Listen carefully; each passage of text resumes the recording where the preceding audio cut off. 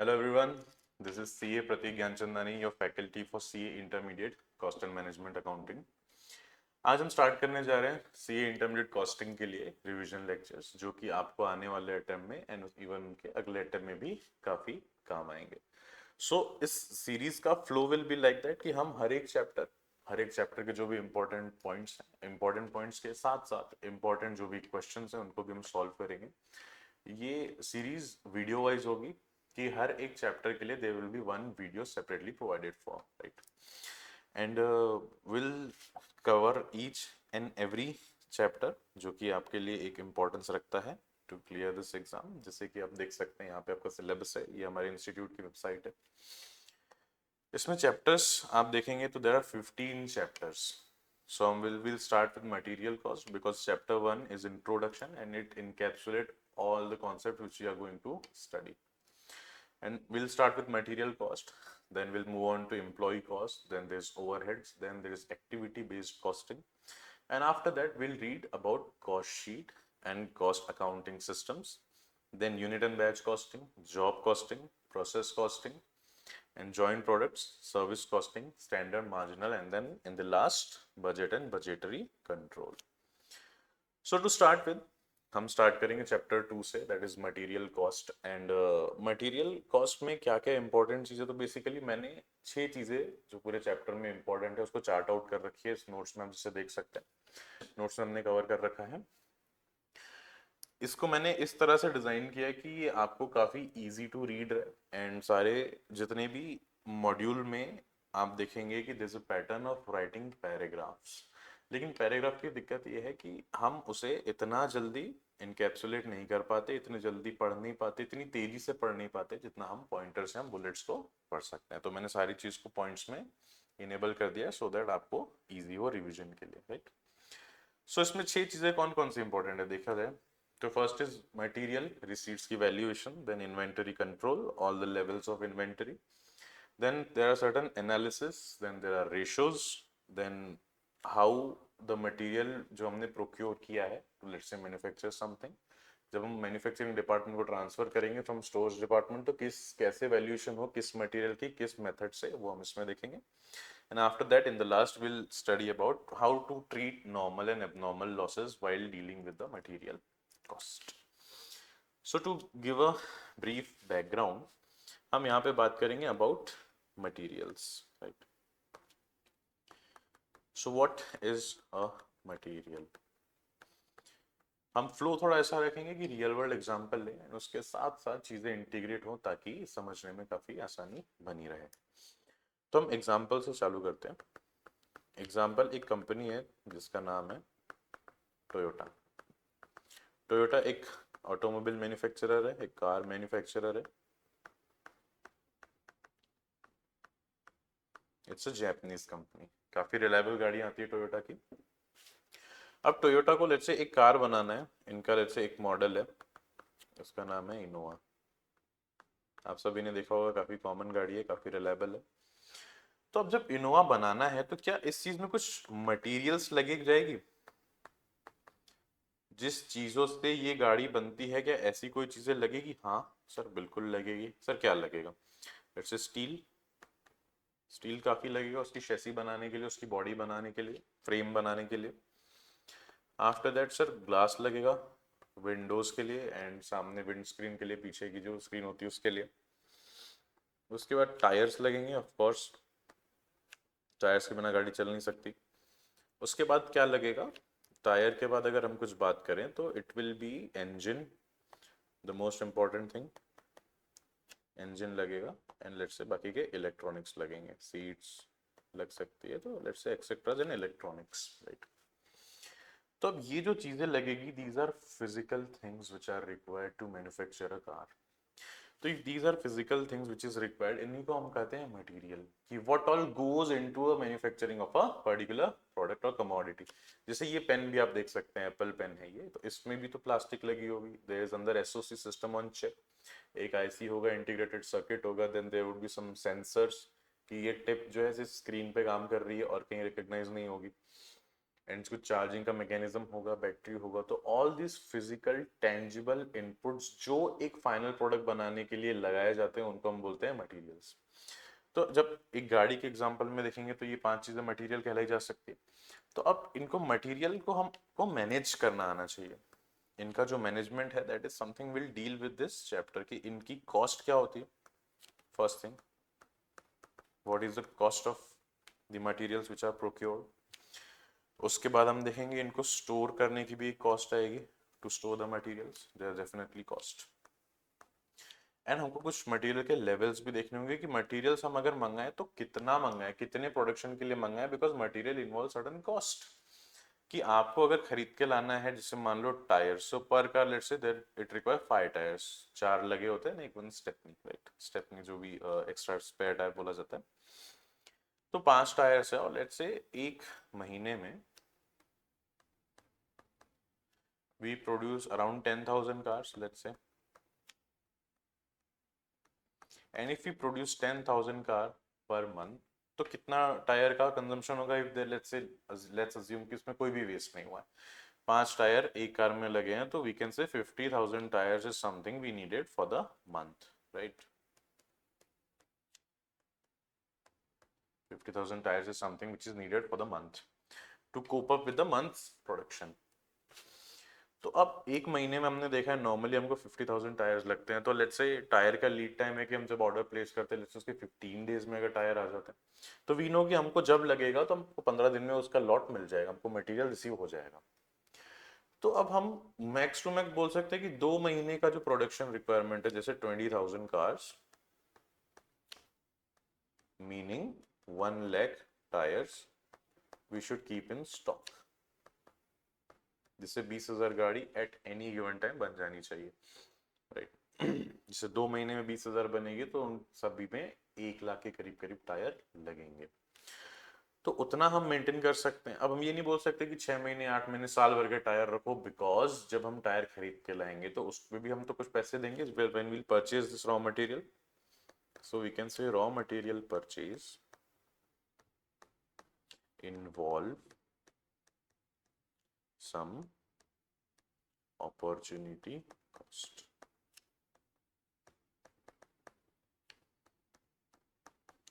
Let's say हमारे 1 करोड़ रुपए का हमने रॉ मटेरियल लाया हुआ है, टायर्स लाए हुए हैं, और ये 2 महीने के इक्विवेलेंट हैं, तो इट मींस हमारा 2 महीने के लिए ये 1 करोड़ रुपए उस वर्किंग कैपिटल में लग गया। कि आपने जब अपने रॉ मटेरियल 1 करोड़ रुपए का परचेज किया तो आपने 1 करोड़ की पेमेंट की, तो आपने पैसे तो डाल दिए, लेकिन अब वो लिक्विडेट होंगे, हो सकता है उसका साइकिल, बिजनेस साइकिल 2 महीने का हो, तो वो पैसे 2 महीने बाद मिलेंगे। तो 2 महीने तक तो आपको इन्वेंट्री मेंटेन करनी पड़ी, 2 महीने तक तो आपके 1 करोड़ रुपए लग रहे, 2 महीने तक आप हो सकता था उस पैसे को कहीं और इन्वेस्ट करके कुछ सर्टन अमाउंट ऑफ इनकम कमा सकते थे। तो that is the opportunity cost. तो लेट्स से अगर 12% पर एनम का इज अपॉर्चुनिटी वी हैव, तो हम 2 महीने के लिए बोल सकते हैं 2%, इट मीन्स 2 लाख रुपए this is holding cost of inventory, this is inventory holding cost, simple. तो हम ये सब चीजें इस चैप्टर में बेसिकली देखने वाले हैं टू मेक श्योर कि इन्वेंटरी की holding cost should B minimum, and inventory इतनी भी हम कम ना रखें कि हम स्टॉक आउट हो जाएं, बिकॉज अगर हमारे पास देयर इज रेडी मार्केट, जैसे अभी कार्स का market let's say 10,000 cars we can dispatch per month, we have orders sufficient enough to make sure कि उतने ऑर्डर्स हमारे जा रहे हैं, कस्टमर्स परचेज कर रहे हैं। अगर हमारे पास मटेरियल इन बिटवीन ही खत्म हो जाता है, तो does it portray a good picture? No, not at all. कि हमारे पास अगर ऑर्डर्स हैं, रेडी ऑर्डर्स हैं, तो हमको उसको फुलफिल करना चाहिए at any cost, right. Because goodwill बनाने के लिए काफी टाइम लग जाता है, and it doesn't take even a moment to crush it all, right. So stock out की situation should not be there. What is stock out, stock out के क्या न्यूआंसेस होते हैं, क्या रेपरकशंस होते हैं, ये भी मैंने इस बुक में लिखा हुआ है। So we'll go step by step and read what are the things which we have to deal with in this particular chapter called as materials, right? So to start with, material जब हम procure करेंगे, right, let's say this is a dealer, a person, a seller, and this is a buyer, and ये इससे material लेगा and पैसे देगा. सो अब जब ये मटेरियल इसके पास आएगा,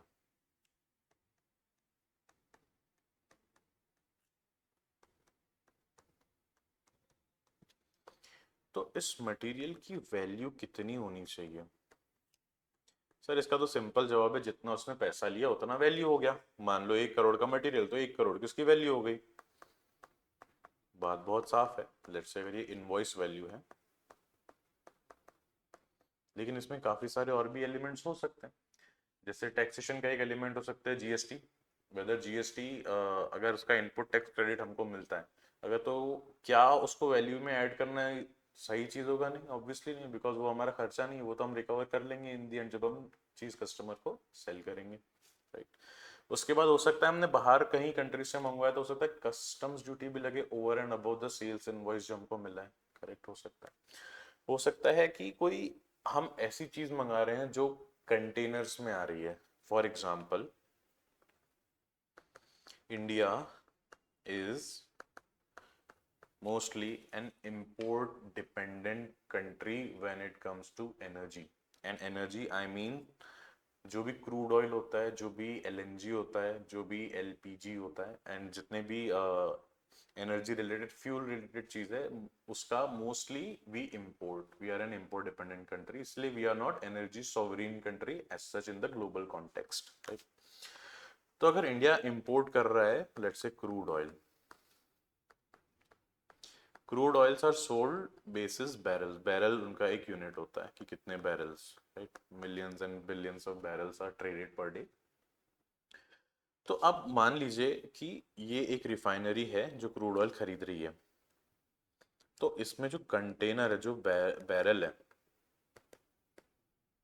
इसका भी तो चार्ज हमको इंक्लूड करना पड़ेगा. अगर ये रिफंडेबल नहीं है तो, या ऐसा भी एक ट्रांजैक्शन हो सकता है कि जिससे हम खरीद रहे हैं वो बोल रहा है अगर आप बैरल मुझे लौटा दोगे तो मैं इतना सर्टेन सम ऑफ मनी आपको वापस कर दूंगा. It means these barrels are refundable. अगर हम उनकी एग्जैक्ट प्रेजेंट और जो भी एक अग्रीड स्टेट में वापस कर रहे हैं, अग्रीड हम टाइम पे वापस कर रहे हैं, तो हो सकता है हमको कुछ पैसे मिल जाए. तो that is also not a cost. It is something, it's kind of security deposit only जो हम दे रहे हैं, and then after that we'll get also, right. तो उसको भी कॉस्ट में इंक्लूड करना इज नॉट राइट. करेक्ट.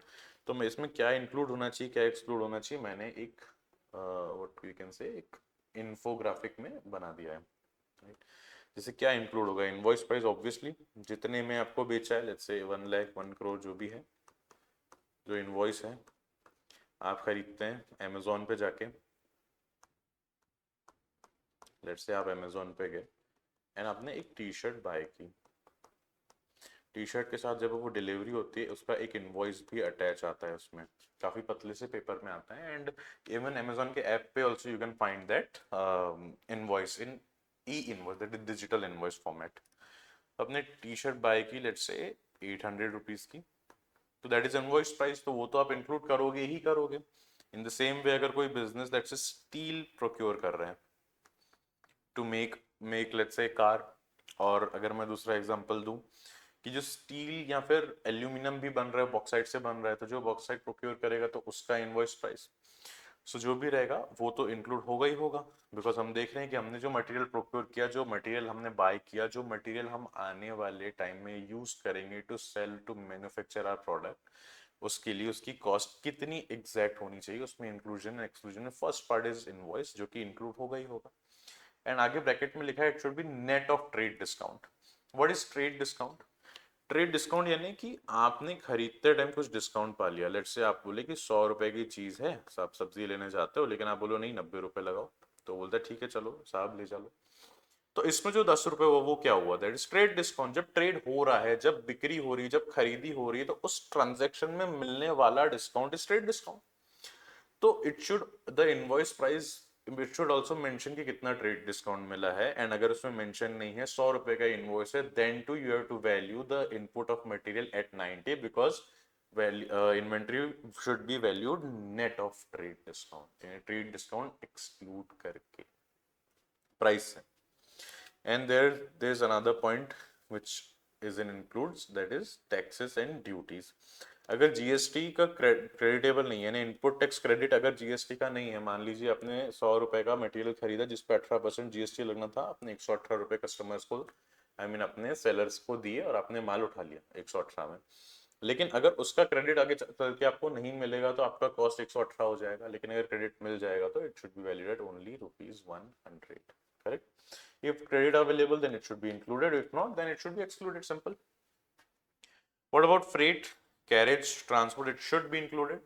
आपने पॉइंट ए से माल उठाया, पॉइंट बी पे आपकी फैक्ट्री है, लेट्स से आपने कोई चीज आप मंगा रहे हो, लेट्स से कोई दूसरी कंट्री से हम मंगा रहे हैं, लेट्स से वियतनाम से हम कोई चीज मंगा रहे हैं, लेट्स से बांग्लादेश से हम कुछ ले रहे हैं, अपैरल्स काफी इंडिया प्रोक्योर करता है बांग्लादेश से, एंड लेट्स से ताइवान से हम अगर कोई सेमीकंडक्टर उठा रहे हैं, तो वहां से इंडिया तक पोर्ट तक आने का खर्चा भी उस प्रोडक्ट में इंक्लूड होगा, उसकी कॉस्ट में इंक्लूड होगा. Right. Same goes with freight, the cartage charges and transport एक ही चीज होता है, जस्ट की way of mode of transportation पे अलग अलग वेरी करेगा उसका नोमेनक्लेचर. सेम ट्रांजिट का इंश्योरेंस है, उसकी हैंडलिंग चार्जेस हैं, कुछ अनलोडिंग चार्जेस हैं, कुछ लोडिंग चार्जेस हैं, ये सब भी उसके कॉस्ट में इंक्लूड होंगे. इंपोर्ट कॉस्ट जैसे इंपोर्ट ड्यूटीज हो सकती है, कस्टम ड्यूटी हो सकती है, और नॉर्मली कस्टम ड्यूटी का देयर इज नो रिबेट, और not rebate is not exactly a correct word, there is no credit available mostly. Right. तो वो हमको ऐड हो जाएगी. अगर मान लो बेसिक कस्टम ड्यूटी कोई चीज पे 10% लग रही है, एंड लेट्स से हमने 100 रुपए का कोई प्रोडक्ट मंगाया है, तो 110 should be the value of product. Storage cost only when necessary for production, ये भी ऐड हो जाएगा, क्योंकि आप मटेरियल लेके आओगे, रखोगे कहाँ? आपको कार बनाना है तो आप इतना स्टील लेके आओगे, इतना रॉ मटेरियल लेके आओगे, तो कहीं तो रखोगे, कोई तो गोडाउन बनाओगे, जहाँ पे होगा तो गोडाउन में गोडाउन का रेंट होगा, उसकी इलेक्ट्रिसिटी होगी, पावर होगी, अगर हीटिंग होगी. या इसका सबसे अच्छा एग्जांपल हम ये देख सकते हैं कि आजकल गवर्नमेंट ऑफ इंडिया काफ़ी एफपीआईज को प्रमोट कर रही है. What is FPI? This is food processing industries. So अब जैसे आपने अक्सर देखा होगा कि जो टॉप वेजिटेबल्स होते हैं, that is tomato, onion and potato, तो स्पेसिफिकली टोमेटो की जो शेल्फ लाइफ होती है इट इज़ वेरी लेस. काफ़ी पेरिशेबल प्रोडक्ट भी इसे कहा जाता है, अपने इकोनॉमिक्स में पढ़ा होगा कि tomatoes, fruits and vegetable are perishable because उनकी शेल्फ लाइफ ज़्यादा नहीं होती, and we have to consume it very quickly. So in order to make sure कि हमारा जो लॉस है, हमारा जो यील्ड का एग्जैक्टली नहीं, बट हमारा जो वेस्टेज है वो कम हो. तो अब इसका वेस्टेज हम कैसे कम कर सकते हैं? कि पहली बात तो इसको कोल्ड स्टोरेज में डाल सकते हैं, that is a good option, but it is also not feasible because cold storage में भी कब तक आप रखेंगे इस चीज को. इसीलिए इसको हम फर्दर प्रोसेस कर लेते हैं. प्रोसेसिंग से क्या होता है, इसकी शेल्फ लाइफ काफी बढ़ जाती है, शेल्फ लाइफ में काफी इजाफा हो जाता है, काफी बढ़ोतरी हो जाती है. तो क्या ऐसा प्रोसेस कर सकते हैं? आप डेली एक चीज कंज्यूम करते हैं जिसको हम बोलते हैं tomato sauce. Tomato sauce, salsa sauce, pizza sauce, हर एक चीज में, हर सॉस में कहीं ना कहीं कुछ ना कुछ एलिमेंट ऑफ टोमेटो तो है ही. तो अब आप देखिएगा कि आप जो टोमेटो सॉस यूज करते हैं उसकी more than a year shelf life है. तो वही टोमेटो जो एक हफ्ते में खराब होने वाला था, अब उसको आपने प्रोसेस करके कुछ obviously preservatives and chemicals add कर दिया, बट अब उस चीज को हम 1 साल तक इस्तेमाल कर सकते हैं. तो इसलिए गवर्नमेंट इसको प्रमोट करती है, लेकिन इसमें स्टोरेज का काफी कॉस्ट आएगा because cold storage facilities really expensive, and I think income tax भी आपने अगर पढ़ा होगा तो उसमें भी देयर इज अ प्रोविजन कि अगर if you do a business and if you do some certain amount of capital expenditure towards building this cold storage facility, then government also provide you certain grant, certain tax holidays about it. I am not really sure, but जब मैं पढ़ता था तब तो there was certain provision about it.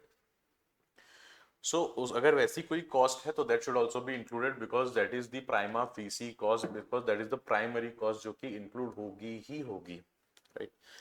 Then this is normal loss loading cost of material.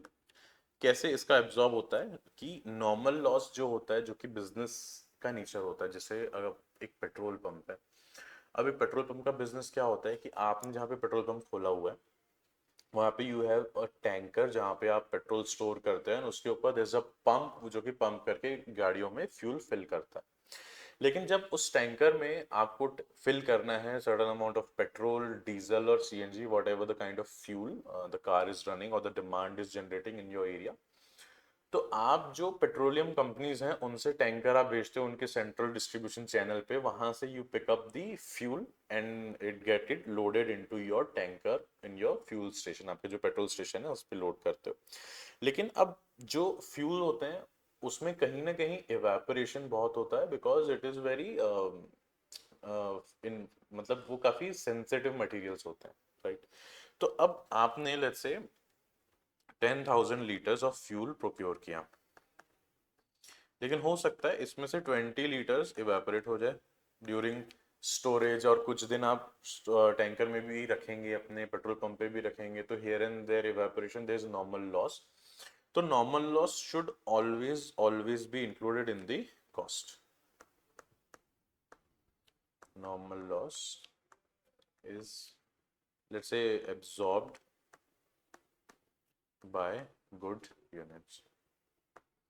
जो अभी units हैं वो उसका कॉस्ट एब्जॉर्ब हो जाएगा, मीन्स एब्जॉर्ब जैसे आपने एक स्पॉन्ज देखा होगा, तो जब स्पॉन्ज में पानी डालते हैं तो थोड़ा स्वेल हो जाता है, वो एब्जॉर्ब कर लेता है, राइट। तो एब्जॉर्ब मीन्स थोड़ा इन्फ्लेट हो जाता है। तो जो कि गुड यूनिट्स हैं वो नॉर्मल लॉस, जैसे मान लीजिए 100 रुपीज का there is normal loss and there are 10 good units जो कि आउटपुट हमारा निकला, तो ये जो 100 रुपीज हैं ये 10 यूनिट्स में बढ़ जाएंगे, तो देयर फोर ₹10 पर प्रोडक्ट जो कि कॉस्ट है गुड यूनिट्स की बढ़ जाएगी। इसका एक और एग्जांपल सबसे बढ़िया होता है जो कि जैसे कि मिल्क का होता है।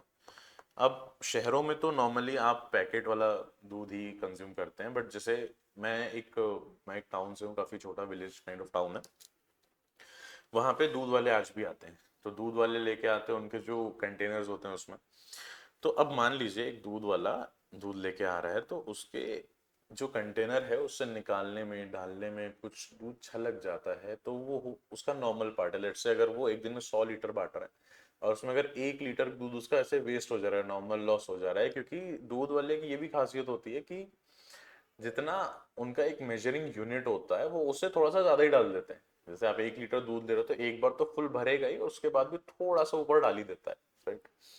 तो अब वो तो नॉर्मल लॉस है, वैसे 1-2 लीटर अगर आपका है तो आप वो आपका बिजनेस का पार्टी है, it is a feature of your business, and if it is a feature of your business that the cost should B included in the material, right. वहीं अगर ऐसा हो कि लेट्स से ये 100 लीटर्स सेल करेगा, let's say eight ₹50 पर litre, तो कितना हो गया 50 100 मीन्स इट मीन 5,000 रुपीज का उसके पास अभी दूध है, 100 लीटर्स लेके वो निकला है। लेकिन इस मान लो 2 कंटेनर्स में निकला है 50 लीटर, 50 लीटर इनकी राजदूत में, एक साइड 50 लीटर्स का कंटेनर है, एक साइड 50 लीटर्स का कंटेनर है। अब मान लीजिए गाड़ी उसकी ना करे ना रहे लेकिन उसकी गाड़ी पलट जाती है, तो 50 लीटर देर से वेस्ट हो जाते हैं, है ना, देर से 50 लीटर वेस्ट हो जाते हैं। तो अब आपको आके वो दूध देता है, लेट से आप 2 लीटर दूध ले रहे हो इससे, तो बोलेगा सर मैं ना नॉर्मली 50 रुपए पर लीटर देता हूँ, लेकिन मेरा क्या आधा दूध वेस्ट हो गया। तो आधा दूध वेस्ट हो गया तो आज मैं डबल कर दूंगा, आपको 100 रुपए दूंगा, तो क्या आप खरीदिएगा उससे? जो दूध आप 100 रुपए में खरीदते हैं क्या उससे 200 रुपए में आप खरीदिएगा? नहीं, आप नहीं खरीदिएगा, क्योंकि बोलेगा बॉस ये तो तेरा काम है ना, तूने क्यों गिराया, अगर गिर भी गया दुर्घटना हुई तो मैं क्यों झेलूं उस चीज का burden, why should I bear the Brunt of it ना। तो एबनॉर्मल लॉस अगर है which is not a regular feature of business, जो कि कभी कभार हो गया, गलती से हो गया, let it be due to accident, let it be due to fire, drought, और let say any natural calamities या जो भी चीज से होता है, that is once in a while feature, तो उसका cost should be charge to costing profit and loss, it should not be part of the cost of materials, right. And last point is any cost to make material usable.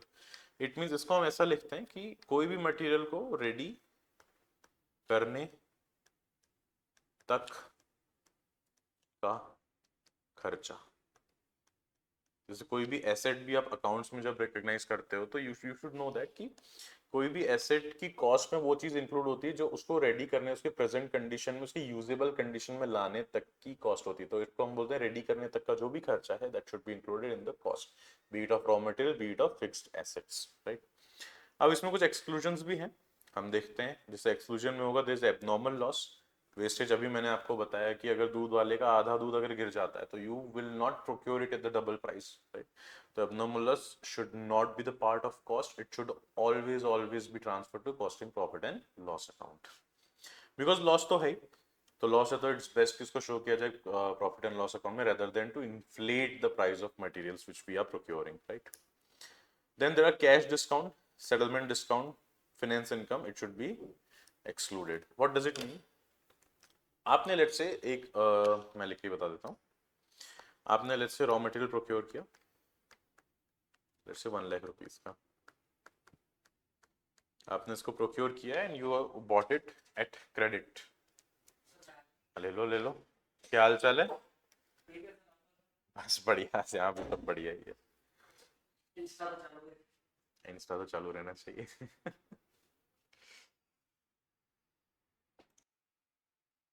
या सो Weaver की raw material let's say आपने 1,00,000 रुपए का purchase किया and आपने credit पे purchase किया, so you had a credit term of let's say 30 days। Supplier से आपकी एग्रीमेंट है कि आप जब मटेरियल खरीदोगे उसका जिस दिन इनवॉइस आएगा उसके 30th डे पे या 31st डे पे आप उसका पेमेंट करोगे। अब आपने बोला कि आपके पास थोड़ा सा कैश सरप्लस है एंड जो सप्लायर है जिससे आपने परचेज किया था वो भी थोड़ा कैश की नीड में है। तो उसने बोला बॉस मेरे को एक काम कर दो, 15 दिन में अगर पेमेंट दे देगा ना तो मैं तेरे को जो है 2,000 का डिस्काउंट दे दूंगा। अगर मुझे पेमेंट स्टिपुलेटेड 30 डे का जो क्रेडिट पीरियड है उससे अगर जल्दी आप कर देते हैं तो मैं आपको 2,000 रुपए तक का डिस्काउंट दे दूंगा। It means you have to pay only 98,000। तो ये जो 2,000 का है जो कि पेमेंट टर्म्स एग्रीड से पहले देना है, उसके पहले देना उसको बोलते हैं cash discount. So cash discount should not B included in the cost of material, यानी आपने मटेरियल 1,00,000 का ही होगा, इट इज नॉट 98,000, राइट। आप 1,00,000 का ही बुक में रिकॉग्नाइज करेंगे, नॉट 98,000, बिकॉज ये डील एक तो पहली बार डील करने टाइम का नहीं है एंड मटेरियल कंज्यूम हो गया होगा and after that this is more of a financial nature, it is not related to business, it is not a regular feature. Regular price is 1,00,000 and you will take 1,00,000 as the cost of materials. Then there is interest on delayed payment. These are also finance costs. So finance cost will not form part of your valuation of inventory, right? मतलब आपके जो raw material है उसमें valuation में finance income should not be part of it. Same goes with penalties, demerge, abnormal storage cost, because abnormality जब आ जाती है, which is not a regular feature of business, so abnormality will also go into costing profit and loss account. It should not form part of your cost. Same goes general admin overheads जो कि production related नहीं है। Let's से जैसे आपका जो business है और बिजनेस का आपका एचओ भी होगा, हेड ऑफिस भी होगा एंड एक कॉर्पोरेट ऑफिस भी होगा। तो उस ऑफिस का let's say rent, power, electricity and man power की जो भी कॉस्ट है जो कि डायरेक्टली प्रोडक्शन में इन्वॉल्व नहीं है, तो ऐसी cost form parts of administration. आपका अकाउंट्स ऑफिस हो सकता है, फाइनेंस एक डिपार्टमेंट हो सकता है, इन सबका कॉस्ट भी रॉ मटेरियल की कॉस्ट में ऐड नहीं होगा। Selling and distribution expense should also not form part of raw material, ये कॉस्ट ऑफ सेल्स में आएगा, it is not part of raw material cost. And return adjustment not related to material cost, ठीक है, ये तो understandable है। सो ये basically inclusion exclusion आपको ध्यान रखना है, अगर एग्जाम में क्वेश्चन आएगा तो इसी के अराउंड अराउंड, मतलब जरूरी नहीं इससे है लेकिन अगर इससे आया तो यही सारे पॉइंट्स के अराउंड आपको घुमाएगा। ये आपको पता है तो you will definitely get the marks. देखते हैं, मैंने क्वेश्चन इस पे शायद रखा होगा। जैसे ये फर्स्ट क्वेश्चन इफ यू सी कि an invoice in respect of a consignment of chemical A and chemical B provides the following information। दो केमिकल हमने परचेज किए A और B, क्या इन्फॉर्मेशन दी है केमिकल A एंड B के लिए, हम देखते हैं। ये chemical A B 10,000 kg chemical A procure किया 10 रुपए पर केजी पे, तो 1,00,000 रुपए का ये कॉस्ट हो गया। 8,000 kg हमने केमिकल बी प्रोक्योर किया 13 रुपए पर केजी पे, तो 1,04,000 is the cost of chemical B. इससे बेसिक कस्टम ड्यूटी लगी 10%, इसके पीछे क्रेडिट अलाउ नहीं होता है, तो this also should form part of the cost. Railway का फ्रेट लगा हो सकता है जहाँ से पोर्ट से आप कहीं इनलैंड रहते हैं, कॉन्टिनेंटल साइड रहते हैं, तो आपको जो ट्रांसपोर्टेशन का कॉस्ट होगा from the port to your factory और your stores department, let's say वहाँ तक का कॉस्ट 8840 वो भी ऐड होगा। So total cost would be 228 240। And after that हमने देखा कि 500 केजी का शॉर्टेज है in chemical A and 300 KG का शॉर्टेज है in chemical B due to normal breakages. इसको हम नॉर्मल लॉस है ऐसा दिखा रहा है। नॉर्मली जब शिप की बात आती है, शिपिंग की बात आती है, कि जब कभी भी मटेरियल ट्रांसपोर्ट हो रहा है via this thing via ships, it mean waterways के थ्रू ट्रांसपोर्ट हो रहा है, and waterways is the cheapest source of transportation in the world. Airways सबसे एक्सपेंसिव होता है, then there is roadways, and the most cheapest is via waterways जो भी shipping होती है। एंड सबसे ज़्यादा मटेरियल शिप सबसे ज़्यादा मटेरियल मूव लेट से वाया वाटर ही होता है। अगर हम इसकी बात करें कि आप कभी अमेजोन से भी कोई प्रोडक्ट मंगाते हैं ना, तो उस पर लिखा था your product has been shipped. Generally goods की मूवमेंट को शिप ही वर्ड यूज किया जाता है, ऑल्दो वी नो दैट कि वो रोडवेज से ही आ रहा है, राइट। क्योंकि अमेजोन में अभी तो 1 डे डिलीवरी भी है, तो आप आज ऑर्डर करोगे तो शिप से तो आएगा नहीं, नॉर्मल कहीं वेयर हाउस से ही आएगा, तो that is also termed as shipped because world का major transport happens via ships, via water route, है ना, बीट मलक्का स्ट्रेट या जो भी एक वर्ल्ड के ट्रेड रूट्स हैं, वो सब वाया वाटर ही है। उसमें हमने देखा कि नॉर्मल कुछ लॉस है, शॉर्टेज है, इसको पिल्फरेज भी हम टर्म दे सकते हैं, लेकिन पिल्फरेज होता है छोटी मोटी चोरी जिसको हम पिल्फरेज बोलते हैं। एंड देन क्वेश्चन ने पूछा you are required to compute the rate per kg of each chemical assuming a provision of 2% for further deterioration. मतलब क्या बोल रहा है कि आप मेरे को पर केजी का रेट बताओ, बिकॉज ये नॉर्मल लॉस है। इट मीन्स जैसे मान लो 10,000 केजी केमिकल ए हमने लिया है, उसमें से 500 केजी का लॉस हो गया, तो it means effective quantity we have 9,500 kg only. तो अब हम इसकी कॉस्ट ऐड कर देंगे एंड इससे हम करेंगे कि अब हमको निकालना ये रहेगा कि इसकी एग्जैक्ट कॉस्ट कितनी आएगी, राइट। तो पहले हम देख लेते हैं कि क्वांटिटी कितनी अवेलेबल है हमारे पास, उसके बाद हम कॉस्ट देखेंगे एंड कॉस्ट को हम फिर टोटल नंबर ऑफ केमिकल से डिवाइड करके will get the cost which is पर केजी ऑफ केमिकल, राइट। तो लेट्स सॉल्व क्वेश्चन 1। ध्यान दीजिएगा कैसे आपको भी एग्जाम में सॉल्व करना है। सो हम फर्स्ट पॉइंट ले लेंगे which is statement of quantity available।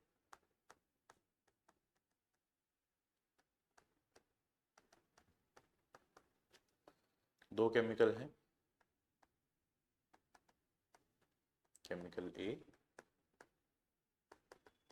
Chemical B. कितना परचेज किया हमने सर? इसका 10,000 केजीज, इसका 8,000 केजीज। इसमें कितनी शॉर्टेज आई? 500 केजीज की शॉर्टेज आई, क्वेश्चन में दिया हुआ है। एंड केमिकल बी में 320 केजी की शॉर्टेज आई। और उसके बाद वो बोल रहा है कि फर्दर 2% डिटोरिएशन और हो सकता है, राइट। तो कितनी क्वांटिटी है हमारे पास? देखिए कितनी बची, ये 9,500 किलो है गुड यूनिट जो हमारे पास है। ये कितना हो गया? 8,000 माइनस 320 जी 7680 केजीज वी हैव। इसमें प्रोविजन बनाना है फॉर डिटोरिएशन।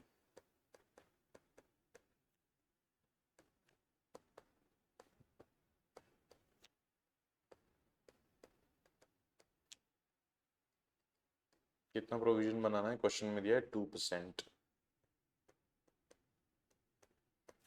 तो 9,500 का 2% इज 190 केजी एंड 7680 का 2% इज लेट्स से 160 केजी। पॉइंट में आ रहा है but it is 160 kg let's say. तो कितनी गुड क्वांटिटी है हमारे पास? Just give me a minute, sorry 7680 का 2% इज 153.6। Okay, So 153.6 kg। तो अब उस कितनी क्वांटिटी अवेलेबल है?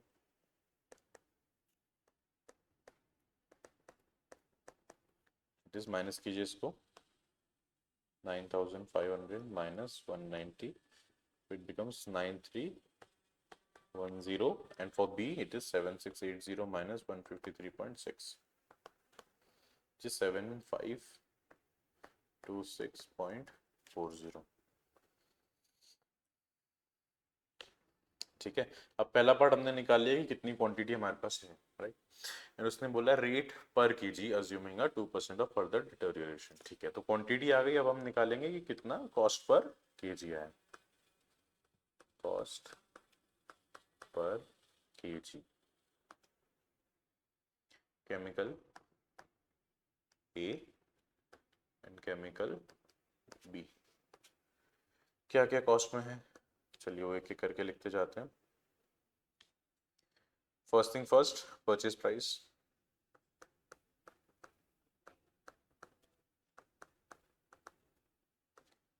which is 1 lakh and 1,04,000,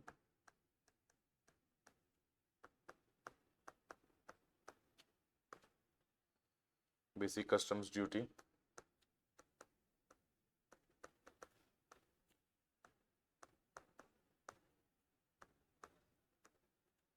which is 10%, so it would be 10,000 and it would be 10,400, right? And after that इसमें रेलवे फ्रेट दिया हुआ है, तो रेलवे फ्रेट को हम डिवाइड करना पड़ेगा based on quantity.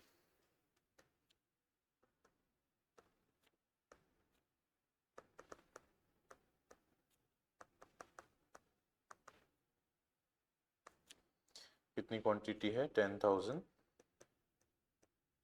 Is to 8,000, it means 5:4 का रेशो है ना। तो टोटल कॉस्ट कितनी है इसकी? 8840। तो 8840 को डिवाइड कीजिए 9 से, multiplied by 5, which is second sorry 8840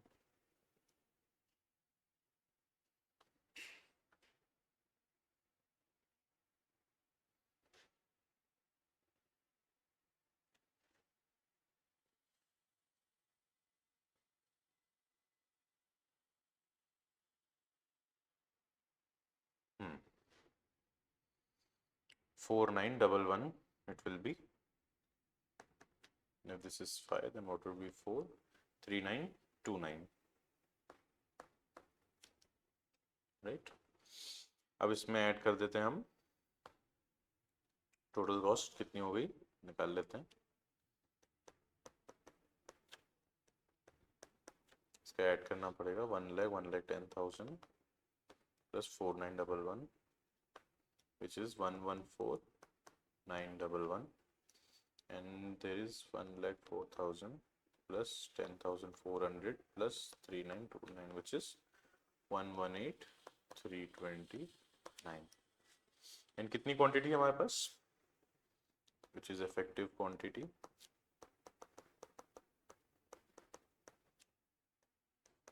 हमने ऊपर निकाला था which is 9310 kg, एंड यहाँ पे था 7526.4 kg। इसको डिवाइड कर देंगे तो will get rate per KG.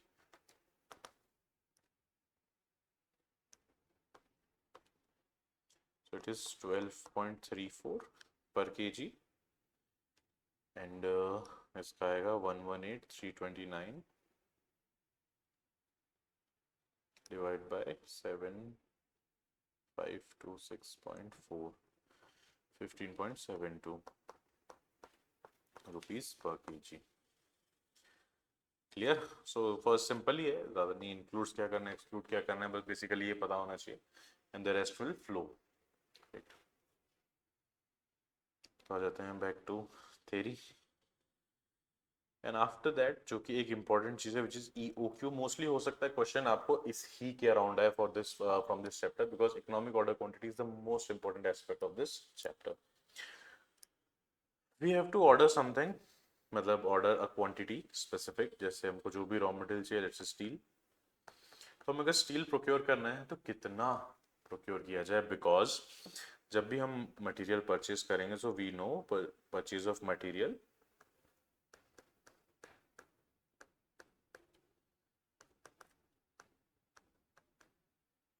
Purchase of material involve cost like storage cost, क्योंकि आप लेके आएंगे तो कहीं तो स्टोर कीजिएगा ना। एक तो स्टोरेज कॉस्ट होगी, एक दूसरी कॉस्ट इसमें आ जाती है, दैट इज ऑर्डरिंग कॉस्ट, क्योंकि हर एक ऑर्डर को प्रोसेस करने के लिए there is an elaborate process की ऑर्डर करने के लिए कॉस्ट एंड ट्रांजैक्शन कॉस्ट होती है। हर ऑर्डर के लिए आप कोटेशन मंगाते हैं, कोटेशन इवैल्यूएट करते हैं, मैन पावर आपका लगता है for each and every order. So there are two basically cost involve with the ordering of material. First is storage cost, क्योंकि आप लेके आएंगे तो कहीं तो स्टोर करेंगे, एंड दूसरी कॉस्ट इज ऑर्डरिंग कॉस्ट, कि आपको ऑर्डर करने के लिए कितना कॉस्ट लगता है, राइट। तो we have to basically we can say we need a level of quantity where these two costs are minimal, यानी सबसे कम कितना पॉसिबल हो सकता है, टू मेक श्योर कि हमारे पास एडिक्वेट इन्वेंट्री भी रहे, हम स्टॉक आउट भी ना करें और ओवर स्टॉकिंग भी ना हो, right. So we were discussing EOQ. ले लीजिए जैकेट, ले लीजिए अपना।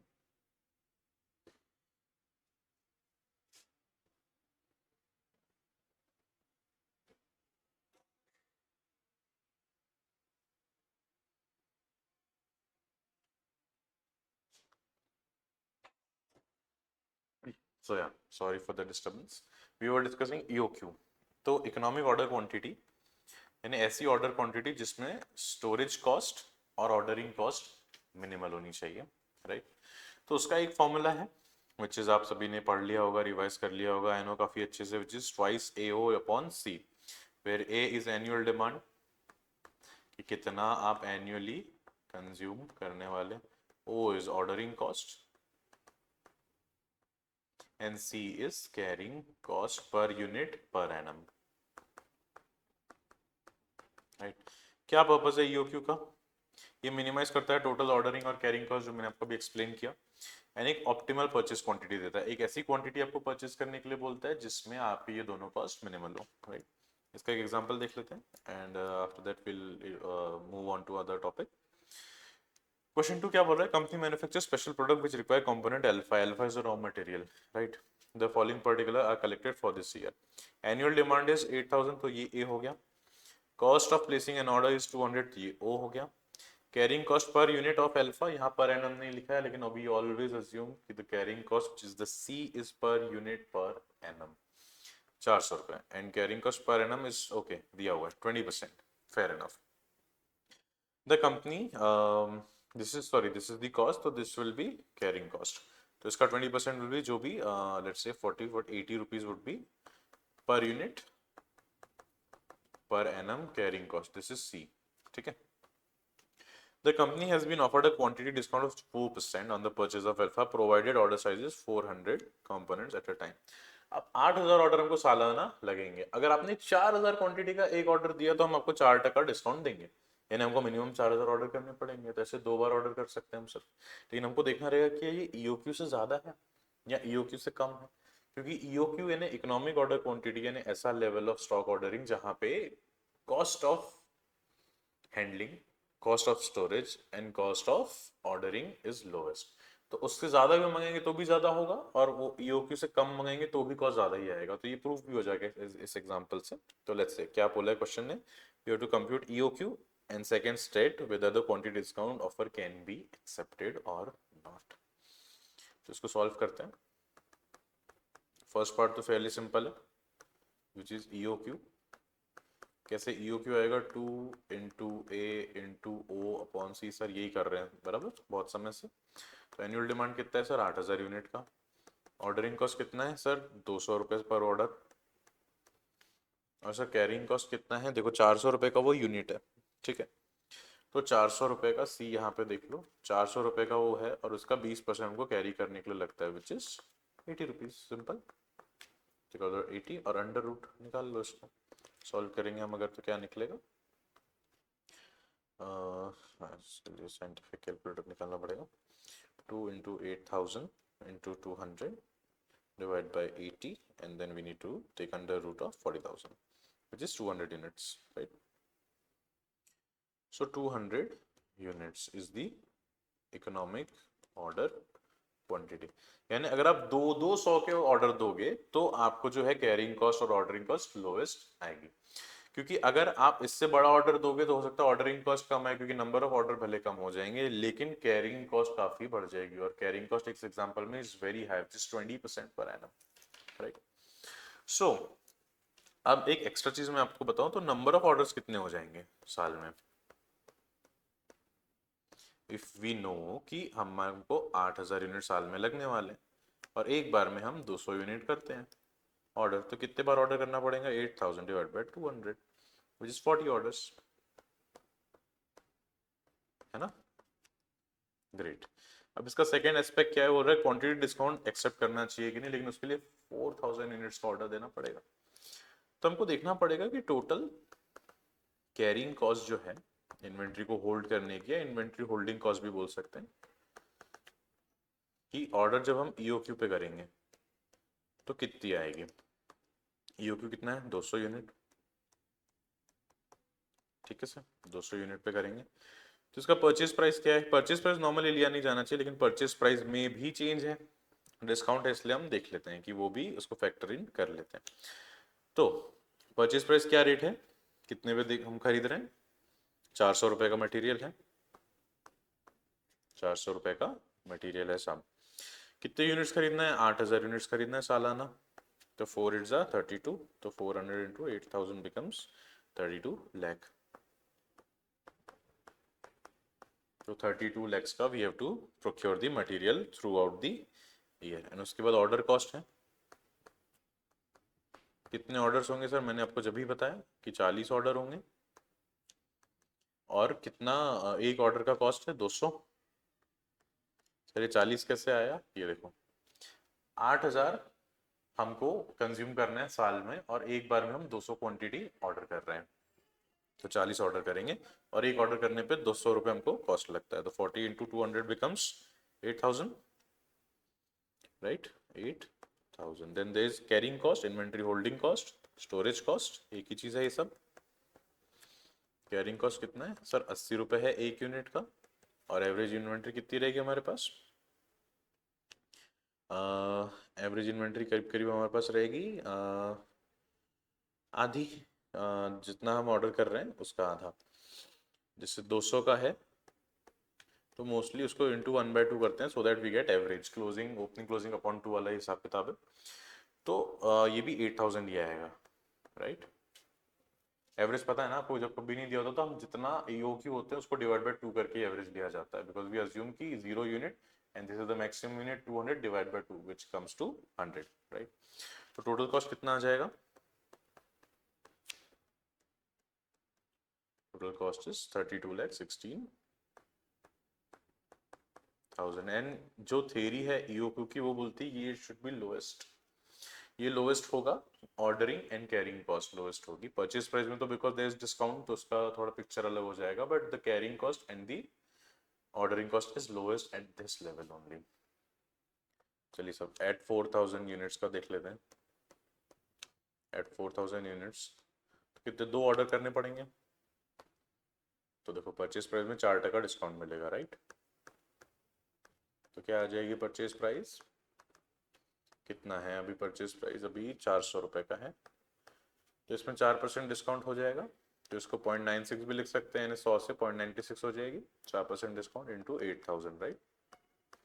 यानी कितना हो जाएगा, 400 पे हम खरीद रहे थे, अब 4% डिस्काउंट हटा दीजिए इससे, यानी 384 में एक यूनिट मिलेगा, और 8000 कितने हो जाएंगे, 30,72,000 के, 30,72,000 is the purchase price of all the 8000 units we need।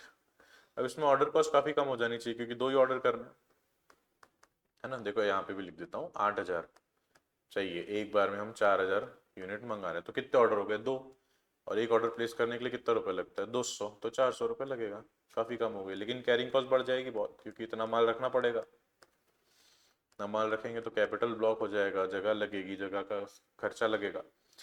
Carrying cost कितना आएगा, 80 रुपीज़ पर यूनिट, पहले ऊपर निकाल रखा है हमने, राइट, ये रुपीज़ है। 80 रुपये पर यूनिट, और कितना हमारे पास है, 4000 यूनिट का ऑर्डरिंग कॉस्ट है, तो इसका एवरेज कैसे आएगा, 1/2 से, तो 2000 इंटू 80 विच इज 1,60,000, राइट। नहीं, लेकिन 1,60,000 नहीं आएगा, यहाँ पे एक कैच है, यहाँ पे सी वुड बी, हमको कितना 384 में मिल रहा है ना, 384 कैसे, 400 माइनस 4% जो डिस्काउंट है, राइट, तो सी वुड बी 384 का 20% कैरिंग कॉस्ट पर एनम जो दिया हुआ है, which is 384 into 0.2, which is 76.8 rupees. So instead of 80, it would be 76.80. Calculate कीजिए into 2000, which is 1,53,600. So total cost कितनी आ जाएगी, 30,72,000 का तो मटेरियल हो गया, 400 रुपये ऑर्डर करने की कॉस्ट, और 1,53,600 रुपये उसको होल्ड करने की कॉस्ट। टोटल आ जाएगा 32,26,000, 32,26,000 की कॉस्ट। तो क्या एक्सेप्ट करना चाहिए, no, no not at all. तो क्या कमेंट कीजिएगा या एडवाइस कीजिएगा कि no, the quantity discount should not be accepted. Why? Because it exceeds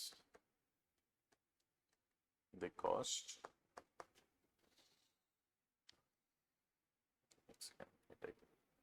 It exceeds the cost of procurement.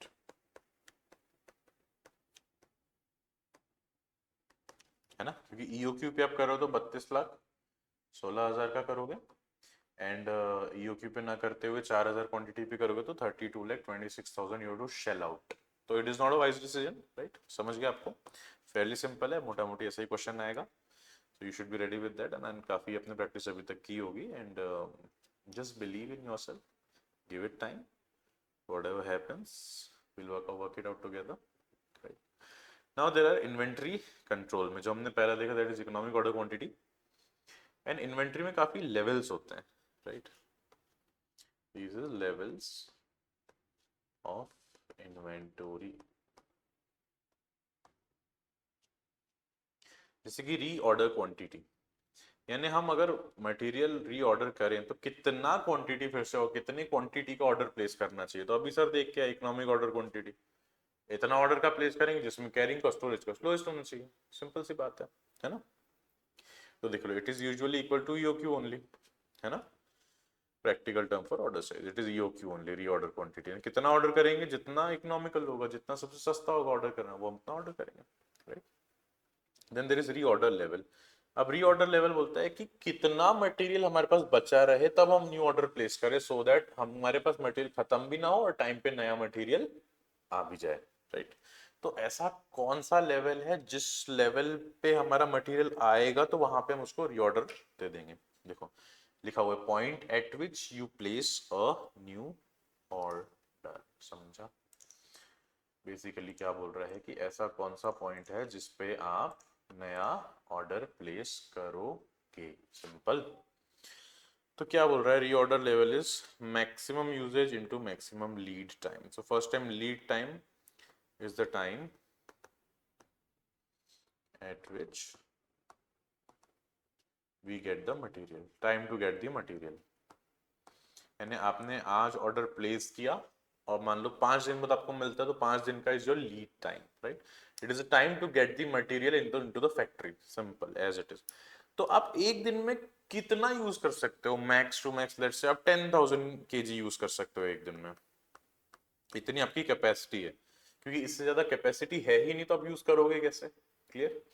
तो 10,000 kg you can use maximum in a day, and maximum to maximum we know कि 5 दिन के अंदर तो मिल ही जाना चाहिए at any cost. Normally 3 दिन में आ जाता है, लेकिन मैक्स टू मैक्स भी देखें कि कोई अनफोर्सिन सर्कमस्टांस भी दिमाग में रख के देखे तो 5 दिन में तो माल हमको मिल ही जाता है। तो हम बोलेंगे कि 50,000 इज अ सेफ लेवल ना। 50,000 केजी हमारे पास अगर मटेरियल है तो वी नो कि आज ऑर्डर प्लेस करेंगे तो मैक्सिमम 5 दिन में मिल जाएगा, और मैक्सिमम 10-10 हज़ार भी यूज करेंगे तो 50,000 कर सकते हैं। तो वी नो कि जितना जब 50,000 बचा रहेगा हमारे पास, जब हमारे पास 50,000 यूनिट्स बचे हैं, 50,000 केजी बचा हुआ है, तब हम रीऑर्डर प्लेस कर देंगे कि ये सही टाइम है। इससे क्या होगा कि नवा मटेरियल टाइम पे भी आ जाएगा, आपका स्टॉक आउट नहीं होगा और आप ओवर स्टॉकिंग भी नहीं करोगे, राइट। तो this is the reorder level, यानी कौन से लेवल पे इन्वेंट्री आने पे आप रीऑर्डर करोगे। तो ऐसे लेवल पे करो जहां पे मैक्सिमम आपका यूज हो पाए, जब तक आपके मैक्सिमम लीड टाइम है, सिंपल, आप स्टॉक आउट ना हो पाए, सिंपल सी बात है। Now what is maximum stock? It ensure stock does not exceed storage limit और वर्किंग लिमिट। सी, अभी जब जो बड़ी बड़ी कंपनियां होती हैं जैसे अभी आज की तारीख में सबसे ज्यादा trending thing is the micro processor, the chip which is made by TSMC, Taiwan Semiconductor Manufacturing Company.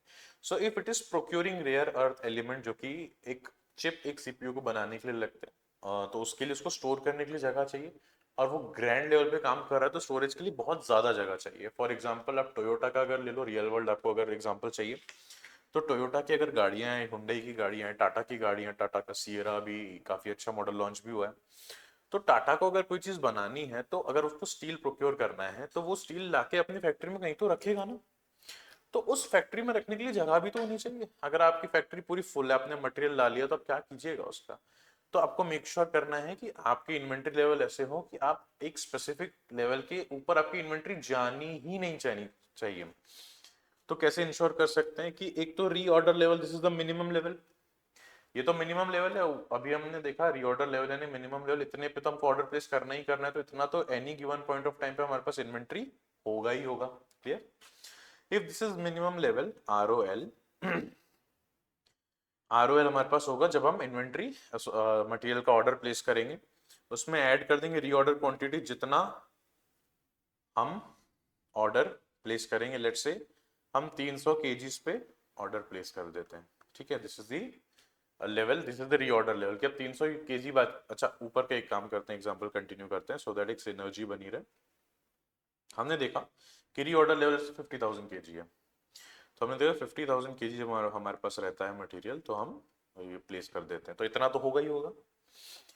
Plus आपके पास जब मटेरियल आ जाएगा, let's say we can say 2 lakh kg is something we order normally, तो 2 लाख किलो हमारे पास जब माल आ जाएगा तो 50,000 तो रहेगा, फिर 2 लाख भी आ जाएगा, लेकिन इसके आते तक कुछ तो मिनिमम यूज होगा ही ना। अगर एकदम मिनिमम मिनिमम भी लिया जाए, जैसे हमने देखा 10,000 पर डे अगर मैक्सिमम यूज हो रहा है, लेट्स से अगर 2,000 मिनिमम यूज होता है, तो मिनिमम 2,000 है केजी, और मिनिमम लेट्स से 3 दिन में माल मिल जाता है, तो 6,000 केजी तो यूज हो ही जाएगा ना, है कि नहीं। तो बेसिकली रीऑर्डर लेवल हमने 50,000 रखा, 2 लाख किलो और माल आएगा तो 2.5 लाख की कैपेसिटी होगी, लेकिन 3 दिन में, जल्दी से जल्दी 3 दिन में माल आ जाता है, राइट। तो 3 दिन तक कम से कम 2,000 किलो तो हम रोज यूज कर ही रहे हैं, तो 6,000 तो जाएगा ही ना। तो what would be the maximum? 250 minus 6,000, तो 244,000 केजी। इसके ऊपर माल नहीं जाना चाहिए, this is the maximum level. तो मैक्सिमम लेवल कैसे निकलता है, क्यों निकलता है, यहाँ पे लिखा हुआ है, आपको मैंने एक्सप्लेन भी कर दिया है ना। उसके बाद मिनिमम स्टॉक यानी रीऑर्डर लेवल, जैसे 50,000 केजी बचा है तो हम रीऑर्डर कर रहे हैं, प्लेस कर रहे हैं, लेकिन उसके दौरान एवरेज यूजेस तो होगा ही ना जब तक मटेरियल आए। Let's say average use 6,000 KG है और 4 दिन में मटेरियल आ जाता है, तो 24,000, सॉरी यह माइनस होगा, मैंने मल्टीप्लाई लिख दिया माइनस, तो कितना हो जाएगा 26,000 केजी। ये मिनिमम लेवल हो जाएगा कि हमने 50,000 हमारे पास है, अब हमने रीऑर्डर लेवल पे आ गए, हमने रीऑर्डर कर दिया एक क्वांटिटी, जो भी हो सकता है EOQ पे कर दिया होगा, लेकिन जब तक वो आएगी तब तक कुछ औसत यूज तो होगा ही ना, औसतन कुछ तो इस्तेमाल हो गई, फैक्ट्री बंद तो कर नहीं दोगे। जितना एवरेज यूज होगा, जितना एवरेज टाइम में माल आता है उसको माइनस करें, that is the minimum level of inventory which we hold, right. वही उसका फंडा है कि keep enough material to avoid stock out at any cost, we should be not indulging in because it is very very bad for business. And then there is average stock level होता है basically, सबसे सही formula ये, आप बस ये ध्यान रखो, ओपनिंग अगर है, क्लोजिंग है, तो opening plus closing divide by 2, या मोस्टली क्वेश्चन में आपको सिर्फ EOQ दिया रहेगा या एक ही क्वांटिटी होगी तो उसी को डिवाइड बाय 2 कर दीजिएगा प्रैक्टिकल सम्स में, है ना। That is the best formula to have average stock. And what is danger stock?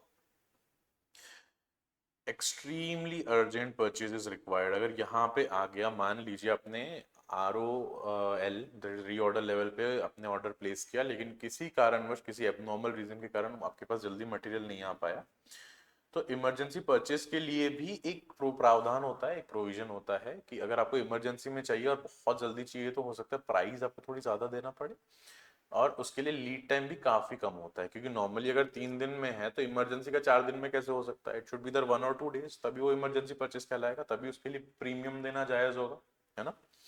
तो डेंजर लेवल क्या होता है? एवरेज जितना इस्तेमाल करते हैं into emergency lead time. Average अपन ने देखा जैसे 6000 kg हम डेली यूज कर रहे हैं और इमरजेंसी लीड टाइम जैसे 2 दिन का है, तो अगर 12,000 आपके पास माल बचा है तो it mean this is the level which is you have hit danger level, because अब आप स्टॉक आउट हो सकते हो, आपको परचेस करना ही पड़ेगा, वो भी इमरजेंसी रेट पे परचेस करना पड़ेगा, क्योंकि कल को एक्सेस डिमांड आ गई तो you won't be able to fulfil it and you will short lose the market share which you have garnered for so many years, right? Then और कुछ चीज़ें हैं जैसे buffer stock, safety stock.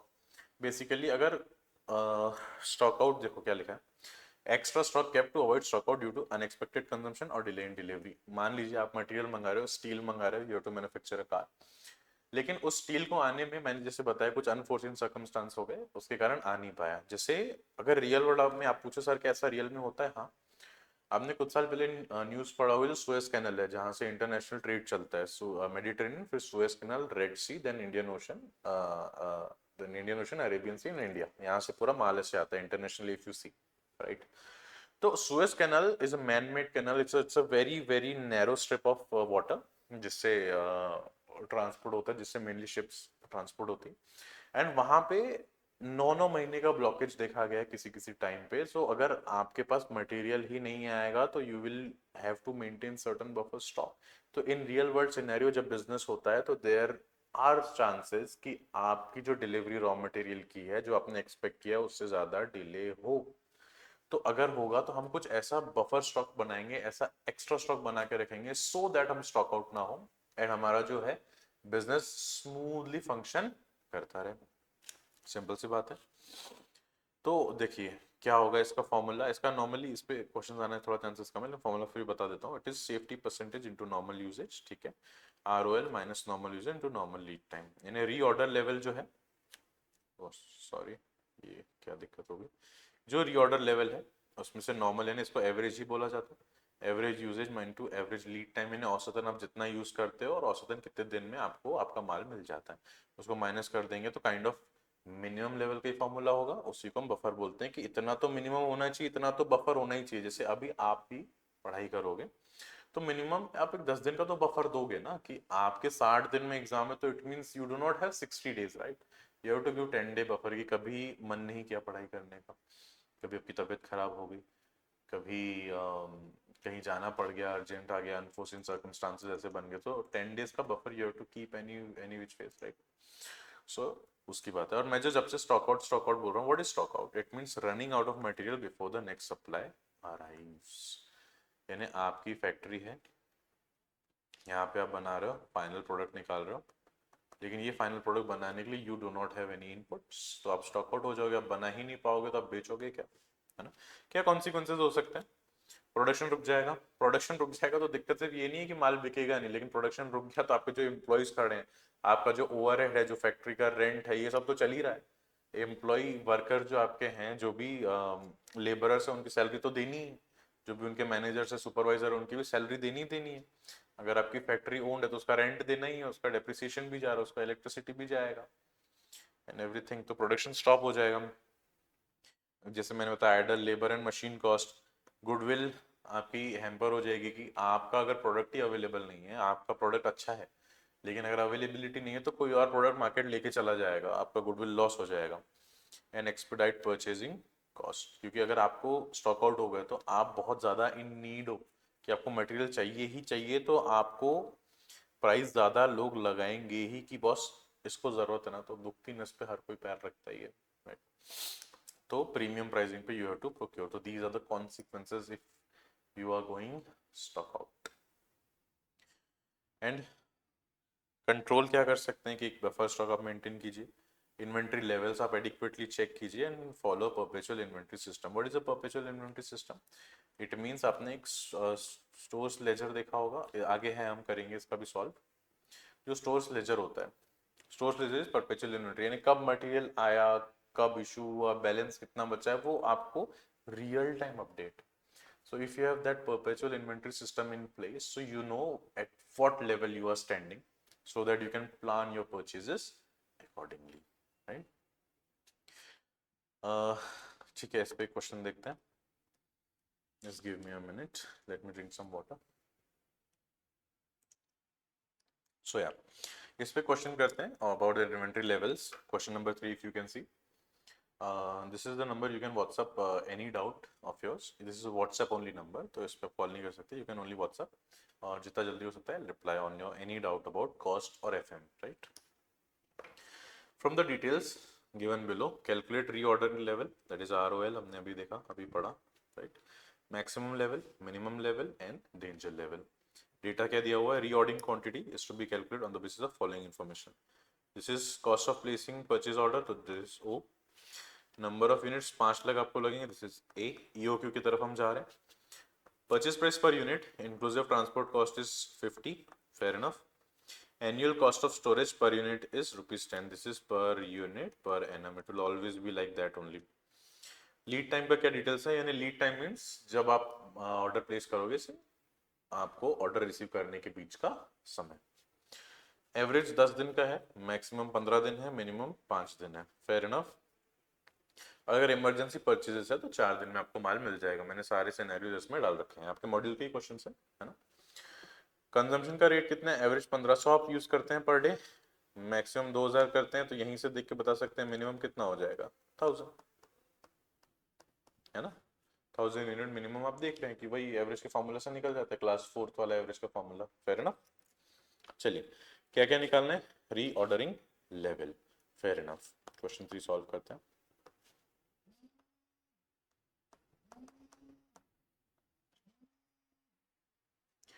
So question 3 में क्या data दिया हुआ है, लेट्स से अपन लिखते जाते हैं, है ना। ए कितना दिया हुआ है? 5 लाख यूनिट्स।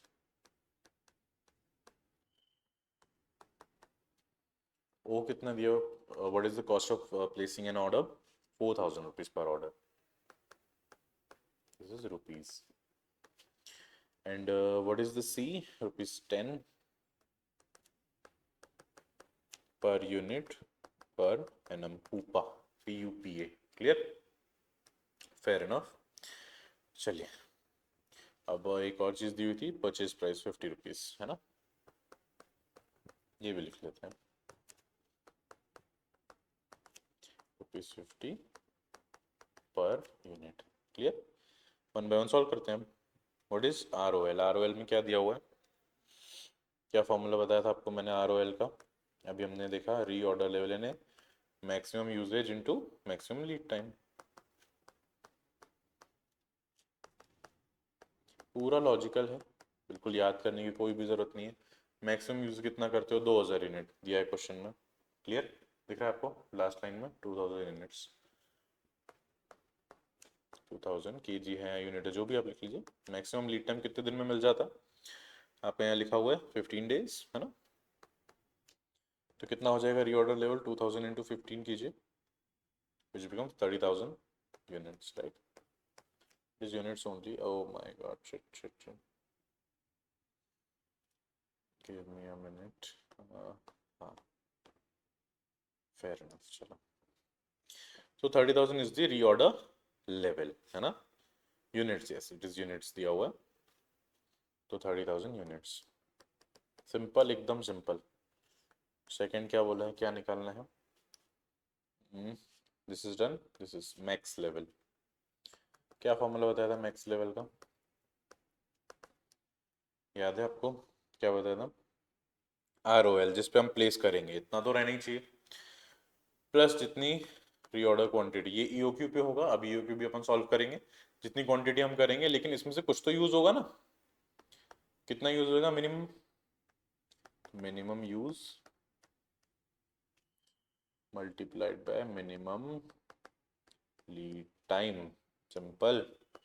कितना है ROL? 30,000 यूनिट जैसे ही बचे रहेंगे हम रीऑर्डर कर देंगे। कितने का रीऑर्डर करेंगे सर? यहाँ निकाल लेते हैं, EOQ या रीऑर्डर क्वांटिटी दोनों एक ही होती है, 2AO/C under root 2 into 5 lakh which is 10 lakh multiplied by 4,000 which is I don't know कितना होता है, बहुत बड़ा फिगर होगा, डिवाइड बाय 10 एंड उसका भी अंडर रूट। तो उसका सॉल्व करते हैं, चलो।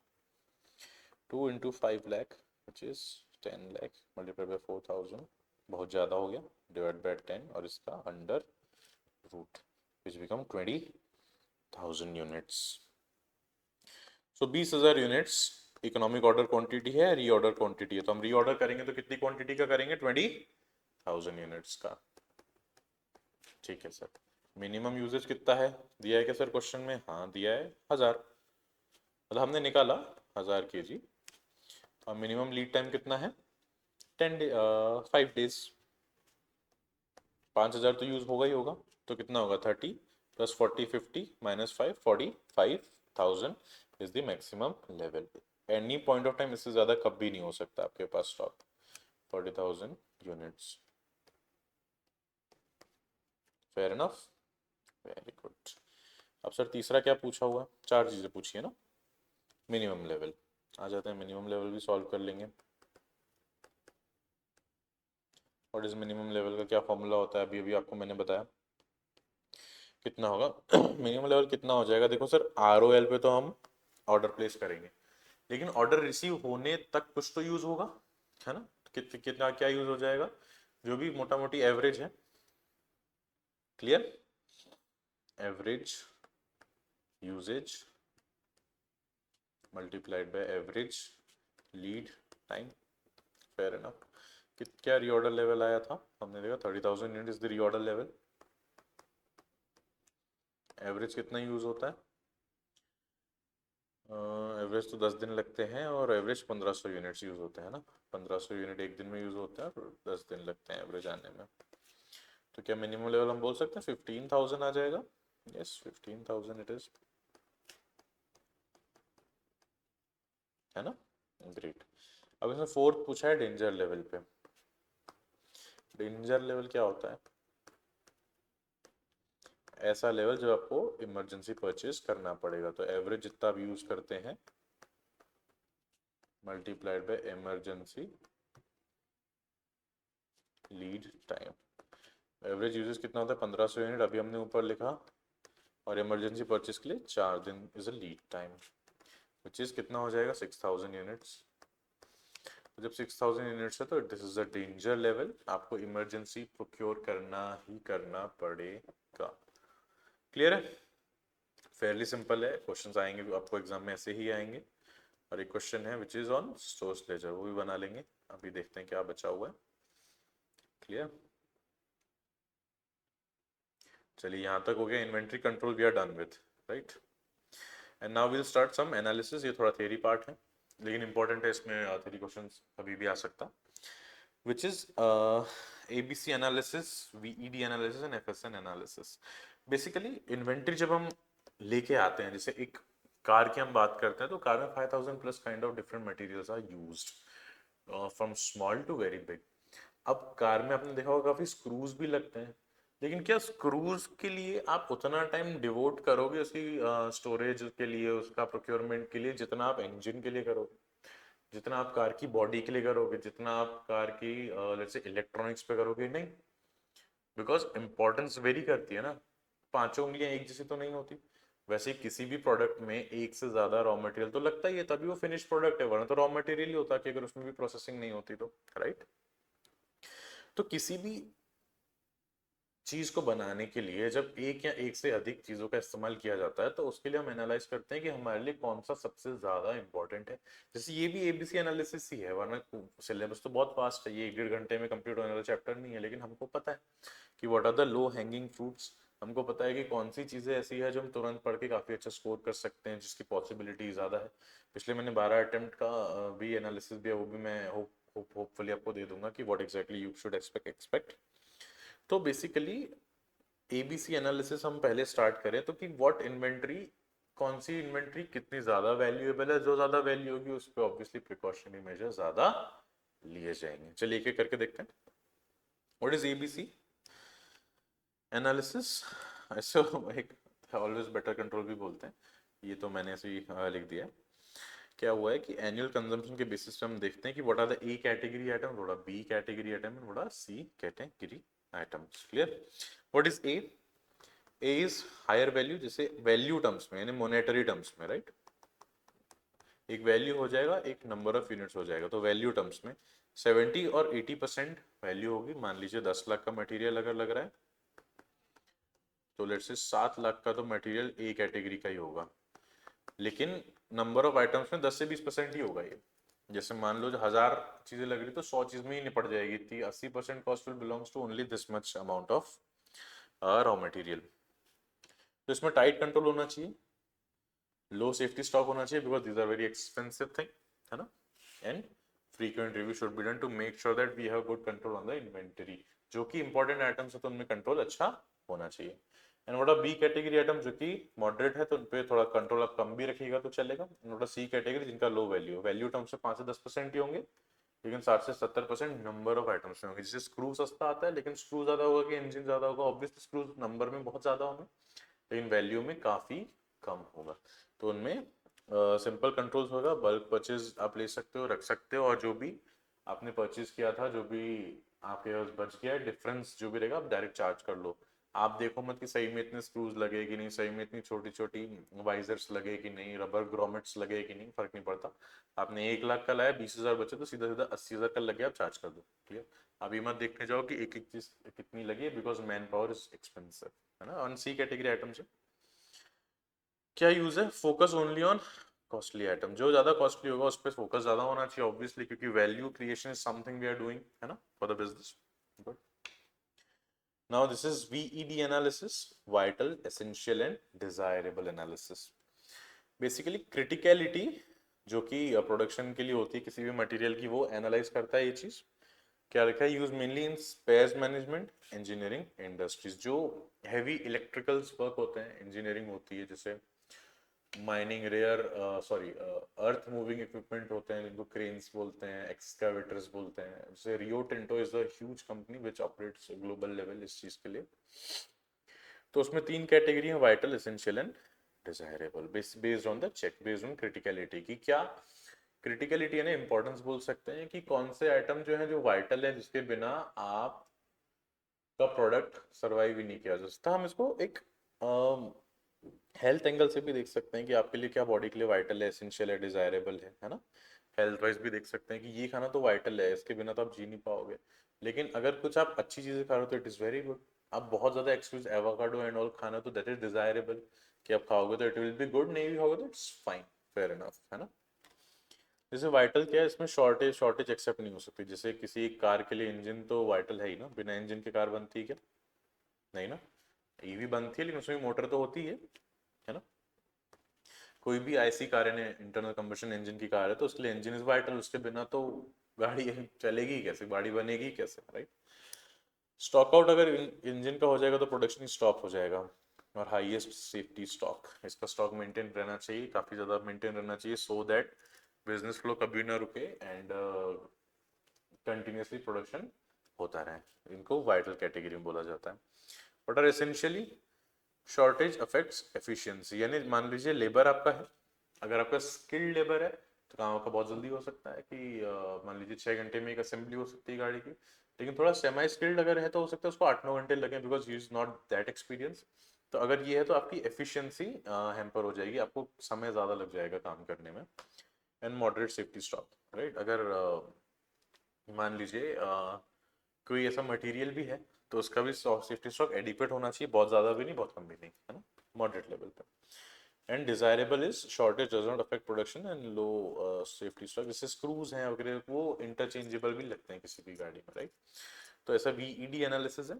It maintains continuity of production and operation की, एक बिजनेस ऑपरेशन को फ्लो करने के लिए what are the vital, what are the essential and what are the desirable equipments आते हैं। क्योंकि वाइटल के कारण तो धंधा रुक ही जाएगा, आपका प्रोडक्शन रुक ही जाएगा। तो उस बेसिस पे कंट्रोल करना इन्वेंट्री को is termed as VED analysis, and you can see this, इस पे आप सेंटेंस बना के लिख सकते हो so that you can get the marks, ठीक है। बड़े बड़े पैसेज पढ़ने की जरूरत नहीं है, सिर्फ आपने पढ़ रखा होगा, सिर्फ इतना भी आप देख लेंगे, आई थिंक 1 मिनट से ज्यादा नहीं लगना चाहिए इसको पढ़ने में, and you will get a very good idea about it. And these notes are basically made to make sure कि आप just देख के ही आपको पूरा recollect हो जाए whatever you have learned, right? Good. And now this FSN analysis based on the movement. Fast कोई movement है, slow movement है या non movement है items का। फास्ट है तो जिनका यूजेज ज्यादा होगा वही फास्ट मूव होंगे ऑब्वियसली। फ्रीक्वेंटली परचेज है तो स्टॉक लेवल इसके मोस्टली हो सकते हैं लो, करेक्ट। स्लो मूविंग है तो उसका मॉनिटरिंग लगेगी, इसका थोड़ा स्टॉक ज्यादा होगा कि मूव नहीं हो रहा है, कोई चीज कंटिन्यूसली मूव हो रही है तो उसका स्टॉक नॉर्मली लो ही होगा because it is frequently being used. इसको वाइटल कैटेगरी में भी डाल सकते हैं, नई कैटेगरी भी आइटम डाल सकते हैं अगर उन दो एनालिसिस से हम एक एनालॉजी लगाया जाए तो, है ना। स्लो मूविंग है उसका होल्डिंग कॉस्ट ज्यादा आ जाएगा बिकॉज इतना ज्यादा यूज नहीं हो रहा है। देखिए मैंने यहाँ टॉर्टोइज डाल दिया है। स्लो मूविंग है तो, फास्ट मूविंग है तो it means there is electricity very fast, and non moving है तो रेड मतलब रेड सिग्नल दे दिया कि मूव ही नहीं हो रहा है, राइट। सो मैंने आइकॉन्स भी इंटीग्रेट किए हैं सो दैट वो देख के आपको याद रहे, because visual memory is the best, right. आप क्या पढ़ते हो अगर आपको देख के याद आना है, it's the best thing. And non moving is no issue, consumption for long period, है ना, कंज्यूम हुआ ही नहीं है। अब मान लीजिए मैं एग्जांपल देता हूँ, जैसे एप्पल है, एप्पल आईफोन बनाता है। अब आईफोन हर साल जो बनता है ना उसमें ए प्रोसेसर्स होते हैं, A15, 16, 17, 17 प्रो, 18, 18 प्रो, 19, एंड ऐसे ये सीरीज होती है चिप्स की, जो बेसिकली CPU होता है ना उसको हम चिप बोलते हैं, प्रोसेसर बोला जाता है। जैसे क्वालकॉम के प्रोसेसर होते हैं, मीडियाटेक के प्रोसेसर्स होते हैं, इंटेल का प्रोसेसर होता है, AMD का, वैसे ही एप्पल का ए सीरीज का होता है, A15, A16, A18 बायोनिक वगैरह। तो अब मान लीजिए अभी जो आईफोन 17 प्रो चल रहा है, आई थिंक उसमें 19 या 20 लेवल का कुछ ए सीरीज का प्रोसेसर है। लेकिन अगर इसके पास अभी A16 कुछ पड़ा होगा, मान लीजिए A16 प्रोसेसर इसके पास अभी कुछ रखे हुए हैं, तो क्या ये मूव होंगे? नहीं होंगे, क्योंकि जब आईफोन 15 आया होगा, जब आईफोन 16 आया होगा, उसमें A16 लगा होगा, है ना, उसमें ही लगा होगा मोस्टली, या आईफोन 14 में, आई थिंक आईफोन 14 में A16 आया था। लेकिन अब आईफोन 14 का प्रोडक्शन तो नहीं हो रहा है, अभी 17 का चल रहा है, तो इसके पास कुछ तो डेड स्टॉक होगा ना। तो that dead stock is basically known as non moving, इसको डेड स्टॉक भी बोलते हैं। क्लियर? इसका इश्यू नहीं हुआ है, कंज्यूम नहीं हुआ है, और ऑब्सोलिट हो ही जाएगा बिकॉज अभी A19 पे ऑपरेट कर रहा है, तो देयर इज नो सेंस कि वो A16 किसी भी अपने डिवाइस में डालेगा Apple. And disposal is recommended. या तो आप ऑल्टरनेटिव यूज कर लो, जैसे कि अभी IoT चीजें बहुत चल रही हैं, कि जैसे आपकी फ्रिज में, आपकी वॉशिंग मशीन में, आपके फैन में, आपकी लाइट्स में, वॉशिंग मशीन में, everything is now wirelessly controlled via your mobile और रिमोट। तो किसी भी चीज को रिमोट से ऑपरेट करना है तो it requires CPU in it and RFID in it. तो आप उन चीज़ों में लगाओ जिसमें प्रोसेसिंग पावर ज़्यादा नहीं चाहिए, बट इतना प्रोसेसिंग चाहिए कि ताकि वो वाईफाई से इंटरकनेक्टेड रहे, वाईफाई चिप्स रहे, और इसमें ए सीरीज में वाईफाई चिप सब इंटीग्रेटेड ही रहती है ना, तो उन चीज़ों में यूज़ कर सकते हैं। जल्दी से जल्दी इसको निकालना इज इम्पोर्टेंट। तो this is FSN analysis, right. Now this inventory turnover ratios. Inventory turnover ratio basically यही होता है कि टर्न ओवर, यानी एक साल में इन्वेंट्री कितनी बार घूमी। सिंपल है, 2 लाइन में आ जाएगा कि मान लीजिए आपने साल भर में 100 लाख यानी 1 करोड़ का माल बेचा, कॉस्ट ऑफ गुड सोल्ड। इतने का माल आपने खरीदा और बेच दिया, और औसतन आप बोलते हो मैं तो यार लेकिन 10 ही लाख का माल रखता हूँ किसी भी गिवन टाइम पे, औसतन एवरेज मोटा मोटी माल में वो 10 लाख का पड़ा रहता है। तो हम बोलेंगे ना कि आपने 10 बार माल बेच दिया, यानी 10 लाख रहता है ना आपके पास, तो आपका जितना एवरेज रहता है ना, आपने 10 उसका 10 गुना माल बेच दिया। 10 लाख का माल रखते हो एवरेज, तो आपने 1 करोड़ का बेच दिया है, यानी आपकी इन्वेंट्री कितनी बार घूमी? 10 बार। इन्वेंट्री टर्नओवर का रेशियो सिंपल है, कुछ भी नहीं है। इंटरप्रिटेशन क्या होगा, अगर हायर इन्वेंट्री टर्नओवर है तो इट मींस इन्वेंट्री ज्यादा तेज घूम रही है, obviously it is fast. Fast रहेगा तो होल्डिंग कॉस्ट कम होगा, क्योंकि बहुत कम टाइम के लिए वो आपके पास स्टॉक में रहेगी, है ना, और स्टॉक मैनेजमेंट काफी इफिशियंट हो जाएगा। लेकिन लो है तो इट मींस स्लो मूविंग है, ऑब्सोलेसेंस का रिस्क है, कैरिंग कॉस्ट है कि गोडाउन में पड़ी पड़ी है, निकल ही नहीं रही इन्वेंट्री, है ना। सो यूजेस क्या हो सकते हैं? It assess efficiency of purchase and production planning, obviously कि आप देखोगे कितनी जल्दी कितना फास्ट कौन सा प्रोडक्ट मूव हो रहा है, accordingly you plan your purchases and production assembly, right. It will reduce the carrying cost obviously because you plan accordingly. Identify slow moving, non moving inventory so that आप cut करो, make sure करो जो slow moving है, non moving inventory है वो आज तक purchase ही ना हो, है ना, क्योंकि आप देख ही नहीं पा रहे हो, आप ये एनालिसिस कर ही नहीं पा रहे हो कि ये स्लो मूविंग है, तो आपने एक और लॉट खरीद लिया तो पहले ही वो डेड स्टॉक था, आपने डेड स्टॉक और कंपाइल कर लिया, तो इट इज स्ट्रेट लॉस, है ना, it is straight loss for the business. Helps in warehouse space optimisation, clear. Support procurement strategy, frequency and quantity, ठीक है. ये यूजर इन्वेंटरी टर्नओवर रेशियो पे, ये इसके स्पेसिफिक क्वेश्चन आई डाउट आएगा, but हाँ किसी भी क्वेश्चन में integrated can be asked integrated, ठीक है. What are the inventory turnover ratios. Now this is important, इस पे शायद आ सकता है क्वेश्चन, वैल्यूएशन ऑफ मटेरियल. अब मान लीजिए हमने रॉ मटेरियल परचेज किया, स्टील परचेज किया, हमने लेट्स से जैन में परचेज किया, लेट्स से 20 रुपीज़ पे पर केजी, हमने लेट्स से क्वांटिटी परचेज की 10,000, तो टोटल अमाउंट कितना हो जाएगा, 20 into 10,000 it will be 2 lakh, right. 2 lakh का हमने मटेरियल जनवरी में उठाया, जनवरी में परचेज किया 20 रुपए के हिसाब से, फिर हमने फेब में यही 25 रुपए के हिसाब से खरीद लिया, लेट्स से 5,000 यूनिट्स, एंड हमने मार्च में लेट्स से खरीद लिया लेट्स से 27 पे 8,000 और केजी खरीद लिया, है ना. तो अब लेट्स से अप्रैल में इसको हम टोटल करते हैं, अप्रैल में we have to issue this to production या मैन्युफैक्चरिंग डिपार्टमेंट. 5,000 into 25 becomes 1,25,000,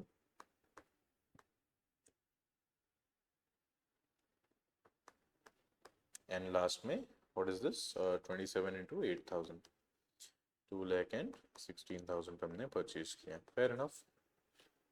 अब अप्रैल में जब आप इशू करोगे स्टील, उसने बोला मेरे को 8,000 kgs चाहिए, डिमांड है ये, तो अब इस पे एक सवाल खड़ा होता है कि इसको आप क्या 20 पे बेचोगे, भेजोगे 25 पे या 27 का, क्या प्रोडक्शन डिपार्टमेंट को बोलोगे कि ये जो हम स्टील भेज रहे हैं ये पर केजी हमने 20 वाला स्टील भेज रहे हैं 25 वाला कि 27 वाला, बिकॉज ग्रेड क्वालिटी क्वांटिटी किसी, सॉरी क्वांटिटी नहीं, ग्रेड और क्वालिटी में कोई फर्क नहीं है, सेम ही है, एडजस्ट की प्राइस बढ़ रहे हैं, इन्फ्लेशन बढ़ रहा है कंट्री में, तो प्राइसेस बढ़ रहे हैं, तो आप क्या बोलोगे 20 पे 25 पे या 27 पे. This it's a dilemma, it's a question which needs to be answer. तो इस क्वेश्चन को आंसर करने के लिए there are valuation methods. It could be इधर आपने पढ़ रखा है which is FIFO, it could be LIFO, और it could be weighted average. Simple, first in first out. अब बोलेंगे 8,000 है 20 पे दे दे, ये 8,000 फीफो के हिसाब से देखेंगे तो पहले 20, उसके बाद की जो भी आएगी लेट्स से उसके बाद के 7,000 यूनिट 25 पे कर दे, और उसके बाद के 8,000 यूनिट 27 पे कर दे. First in first out, same goes with LIFO and weighted average. देखो oldest material are issued first, ये ओल्डेस्ट मटेरियल था ना, जनवरी में खरीदा हुआ था हमने 10,000 kg 20 रुपए पे, तो वो सबसे पहले इशू हो गया. क्लियर है ना. So oldest material are issued for features क्या है, closing stock are valued at recent price, क्योंकि जो स्टॉक बचा रहेगा वो रीसेंट आइटम खरीदा रहेगा, क्योंकि पहले वाले तो पहले इशू कर दिए, तो रीसेंट आइटम जो खरीदा रहेगा वही स्टॉक में रहेगा, तो closing stock will reflect the actual value और the more let's say closer value to the what value which is prevailing in the market, है ना. रीसेंट प्राइसेस पे बेसिकली रिफ्लेक्ट करेगा. एंड उसके बाद material cost reflect current market trend, जो मैंने आपको बताया अभी, simple logical, but issues may not match current replacement cost and rising prices. अगर प्राइसेस बढ़े जा रहे हैं, जैसे हमारे केस में पहले हमने 20 पे खरीदा 25 पे फिर 27 पे, लेकिन हमने 20 पे अगर प्रोडक्शन दिखा दिया और there is cut throat competition in the market, तो हम बोलेंगे हमको मटेरियल कॉस्ट तो 20 ही आ रहा है, लेकिन अभी मार्केट में देखा तो 27 से भी हो सकता है ज्यादा कॉस्ट चल रहा हो, है ना. तो हमने दिखाया कि 27 रुपए का हमको 20 ही लग रहा है, तो हो सकता है ना हम कम में भी उसको बेच दें, लेकिन क्या वो रिप्लेसमेंट कॉस्ट है, क्या आज की तारीख में अगर आप वही चीज खरीदने जाओगे तो आपको 20 में मिलेगी? नो. आज तो 27 की मिलेगी, हो सकता है 27 से भी महंगी हो गई हो नेक्स्ट मंथ अप्रैल में, है ना. तो ये थोड़ा इसका लगार्ड है, लेक्यूना है, लगार्ड इसको बोला जाता है, यानी कमी, लेक्यूना भी बोला जाता है ना। Profits appear higher in inflation, obviously, क्योंकि अगर इन्फ्लेशन है तो क्या है, हम 100 की चीज बेच रहे हैं और इसमें हम बोल रहे हैं कि हमको 80 का ही मटेरियल लग रहा है, जबकि वो 90 का हो चुका है, तो प्रॉफिट कितना दिखेगा, 20, बाकी रियल में प्रॉफिट 10 का होना चाहिए, क्योंकि अभी खरीदोगे तो 90 का मटेरियल है, लेकिन फीफो के हिसाब से आपने 80 का दिखा दिया तो आपको 20 का प्रॉफिट दिख रहा है, which is inflated, which is higher, है ना, थोड़ा ज्यादा दिख रहा है। तो ये एक दिक्कत है फीफो में। क्या बेस्ट है, जब मटेरियल मूविंग क्रोनोलॉजिकल और ठीक है, पेरिशेबल गुड्स है, okay, and price are rising, higher profit, lower cost of issue, ठीक है, चलिए ये तो, अब ये ओपिनियंस है, ये वेरी करते हैं, बट मोटा मोटी मैंने लिख दिए जो भी मॉड्यूल में दिए थे उसको मैंने कट शॉर्ट करके लिख दिया है, ठीक है। Then there is second which is LIFO, latest material are issue for, simple, उसमें कौन सा था, ओल्डेस्ट था, इसमें लेटेस्ट, सिंपल सी बात है ना, उसमें ओल्डेस्ट था फीफो में, तो लीफो में क्या होगा, latest first, last in first out, last in first out, है ना। क्या फीचर्स है, issue price close to current cost, क्योंकि आपने लास्ट में जो लॉट खरीदा, मान लीजिए 27 पे खरीदा स्टील, हमारी एक एग्जांपल में, तो 27 में खरीदा, हम प्रोडक्शन डिपार्टमेंट में बोल के बॉस ये 27 का आया, 27 के हिसाब से मैंने तेरे को इशू कर दिया है ना। तो क्या होगा कि जो प्रोडक्शन डिपार्टमेंट है और जो थ्रू एंड थ्रू आपके कॉस्ट रिकॉर्ड्स बनेंगे, तो it will reflect the current market trend, current prices which is prevailing in the market, clear. Better matching of current cost with current revenue, exactly वही point का, it's just an explanation. Lower profit in case of inflation, tax advantage आपको मिल जाएगा, क्योंकि inflation है, price बढ़ते जा रहे हैं, तो आप लेटेस्ट प्राइस अभी चार्ज करोगे तो प्रॉफिट आपको ऑब्वियसली कम दिखेगा, है ना, क्योंकि 100 रुपए का सेल है, तो लीफो में आप अगर 87 का मटेरियल दिखाओगे तो आपका प्रॉफिट सिर्फ 13 दिखेगा, लेकिन फीफो के हिसाब से अगर 80 का दिखाओगे तो 20 दिखेगा, तो प्रॉफिट लोअर दिखेगा, because latest cost, if inflation है, प्राइस बढ़ रहा है, तो लेटेस्ट कॉस्ट अभी बढ़ी हुई होगी, and the resultant profit will be lower. Closing stock में एक दिक्कत है कि ओल्ड प्राइस पे वैल्यू करेगा, क्योंकि लास्ट के पहले चले गए थे ना, पहले के बचे हैं, that is the stock, not acceptable under many accounting standard, yes, but costing में यूज होता है। एएस में आप देखोगे ना, तो लीफो काफी जगह मना किया गया, लीफो इज नॉट यूजेबल, ठीक है। Now what is weighted average, यानी मोटा मोटी, जैसे यहाँ पे वेटेड एवरेज कितना, एवरेज तो बेसिकली होता है कि number of, I mean total upon number of observation, right, sum of observation upon number of observation, जिसे 4 5 6 डिवाइड बाय 3, 4 5 6 का ऐड कर लेंगे, कितना हो जाएगा, 4 5 9 9 6 15, 15 बाय 3, 5 एवरेज हो जाएगा इनका, और 3 ऑब्जर्वेशन है, कितने हमने प्लस प्लस किए, तो दैट इज एवरेज। लेकिन में वेट एक एवरेज हो गई, एडिशनल फैक्टर, जैसे ये भी एक ही है, 4 5 6, तो एक ही चीज ऐड हो रही है, लेकिन इसमें अगर एक और चीज ऐड कर दे मल्टीप्लाई करके, तो उसमें एक वेट ऐड हो जाएगा, राइट, मतलब एक प्रपोर्शन ऐड हो जाएगा, एक प्रपोर्शन का एंगल आ जाएगा, तो उसको बोलेंगे वेटेड एवरेज। तो इतना दिमाग न लगाते हुए देखो मोटा मोटी क्या गणित है, कि हमने 20 का खरीदा, 25 का खरीदा, 27 का खरीदा, तो इसका सिंपल एवरेज कितना आ जाएगा, 20 25 27 प्लस 25 प्लस 27 बटे 3, यानी 24 रुपये मोटा मोटी एवरेज प्राइस है ना। और हमने दिया कितना है इसको, 2 लाख रुपए पहले केस में, 1,25,000 दूसरे केस में, और तीसरे केस में 2,16,000, है ना, 5,41,000 रुपए हमने दिए, है ना। लेकिन यहाँ देखेंगे हमारे पास कितनी क्वांटिटी है, 10 5 15 15 8 23,000, राइट, लेकिन 24 को 23,000 से मल्टीप्लाई करेंगे तो उतना प्राइस नहीं दिखाएगा, 552 दिखाएगा, because second angle, because quantity is different, price का simple average is something else, but when we add price multiplied by quantity, तो टोटल एक यूनिट बन जाएगी वेट ऐड करके, तो उसको जब डिवाइड करेंगे तो it will reflect the correct picture. और सिंपल सिंपल बात है कि 5,41,000 हमने दिया है 23,000 यूनिट के लिए, तो टोटल कितना, क्योंकि 5,41 आप कैसे लिखोगे कि 10,000 यूनिट 20 पे, तो 10,000 into 20 plus 5,000 into 25 plus 8,000 into 27, यानी price into quantity, price plus price into quantity plus price into quantity, उसको फिर डिवाइड कर देंगे टोटल क्वांटिटी से, है ना। तो कितना आ जाएगा, 541,000 divide by 23,000 which is 23.52, simple, समझ में आया। तो वेटेड एवरेज का सीधा गणित है, कितना पैसा दिया है आज तक के, कितने यूनिट आज तक के लिए, डिवाइड कर दो, मोटा मोटी क्या है, जितने पैसे दिए जितने आए हैं, जो एक प्राइस जो पूरा रिफ्लेक्ट कर रहा है सबको, that is weighted average, simple गणित एकदम। क्या है weighted average, total cost of material available upon total quantity available, कितना माल खरीदा आज तक के, 1 करोड़ का खरीद लिया, कितने यूनिट्स बने सर? 10 लाख क्वांटिटी पड़ी है, तो इन्हें मोटा मोटी 10 रुपए का एक है ना, सिंपल। आज तक कितने दिए इस एग्जाम्पल में? 20 के हिसाब से, 25 के हिसाब से, 70। बोले कितना दिया टोटल? बोले 5,41,000। बोले कितने यूनिट है? बोले सर 23,000। डिवाइड करो कितना है? बोले 23 रुपये 52 पैसे। ठीक है, इतना ही कॉस्ट लेने का। लफड़ा ही खत्म। कौन सा पहला आया, कौन सा बाद है, पढ़ा है ना, कितना पैसा दिया है, बात खत्म हो गई। ठीक है। क्या फीचर है? Smoothen the price price fluctuation, कि कभी प्राइस बढ़ गया कभी कम हो गया तो it will smooth it out, smooth हो जाएगा, it will crease it out, तो एक एवरेज आपको प्राइस मिल जाएगा। सिंपल टू अप्लाई, ज्यादा गणित नहीं लगाना है, ज्यादा माथापच्ची नहीं करनी है। Suitable for continuous process industry, जब आपका माल आई जा रहा है, आई जा रहा है, आई जा रहा है, तो कितना आप नापोगे, कितना आप तोलोगे कि पहला कौन सा आया, कितने में गया, कितना आया, मैन पावर का कॉस्ट ज्यादा लगता है। तो उससे बढ़िया स्मूथ आपका कंटिन्यूसली प्रोडक्शन चल रहा है, बिल्कुल चले ही जा रहा है, चले ही जा रहा है, तो उसमें इट्स बेस्ट की वेटेड एवरेज पर वैल्यू कर दो। मे not match actual physical flow, ठीक है। New price recalculate after each purpose, ठीक है, इफ परपेचुअल, ठीक है, ये जाने दीजिए। इसका इसका एक क्वेश्चन कर लेते हैं, ठीक है। This is the question. उससे पहले एक ये कर लेते हैं। अच्छा चलो, पहले क्वेश्चन ही कर लेते हैं, उसके बाद एबनॉर्मल लॉस का बता दूंगा, वो तो इट्स काफ़ी छोटी चीज़ है, बड़ी चीज़ नहीं है उसमें, है ना। Just give me a minute.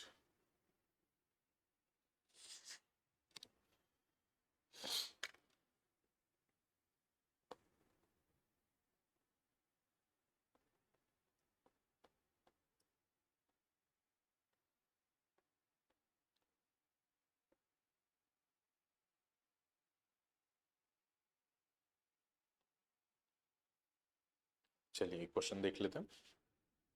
Question number 4, and after that theory ही है, तो आई थिंक वो जल्दी खत्म हो जाएगा फिर, है ना।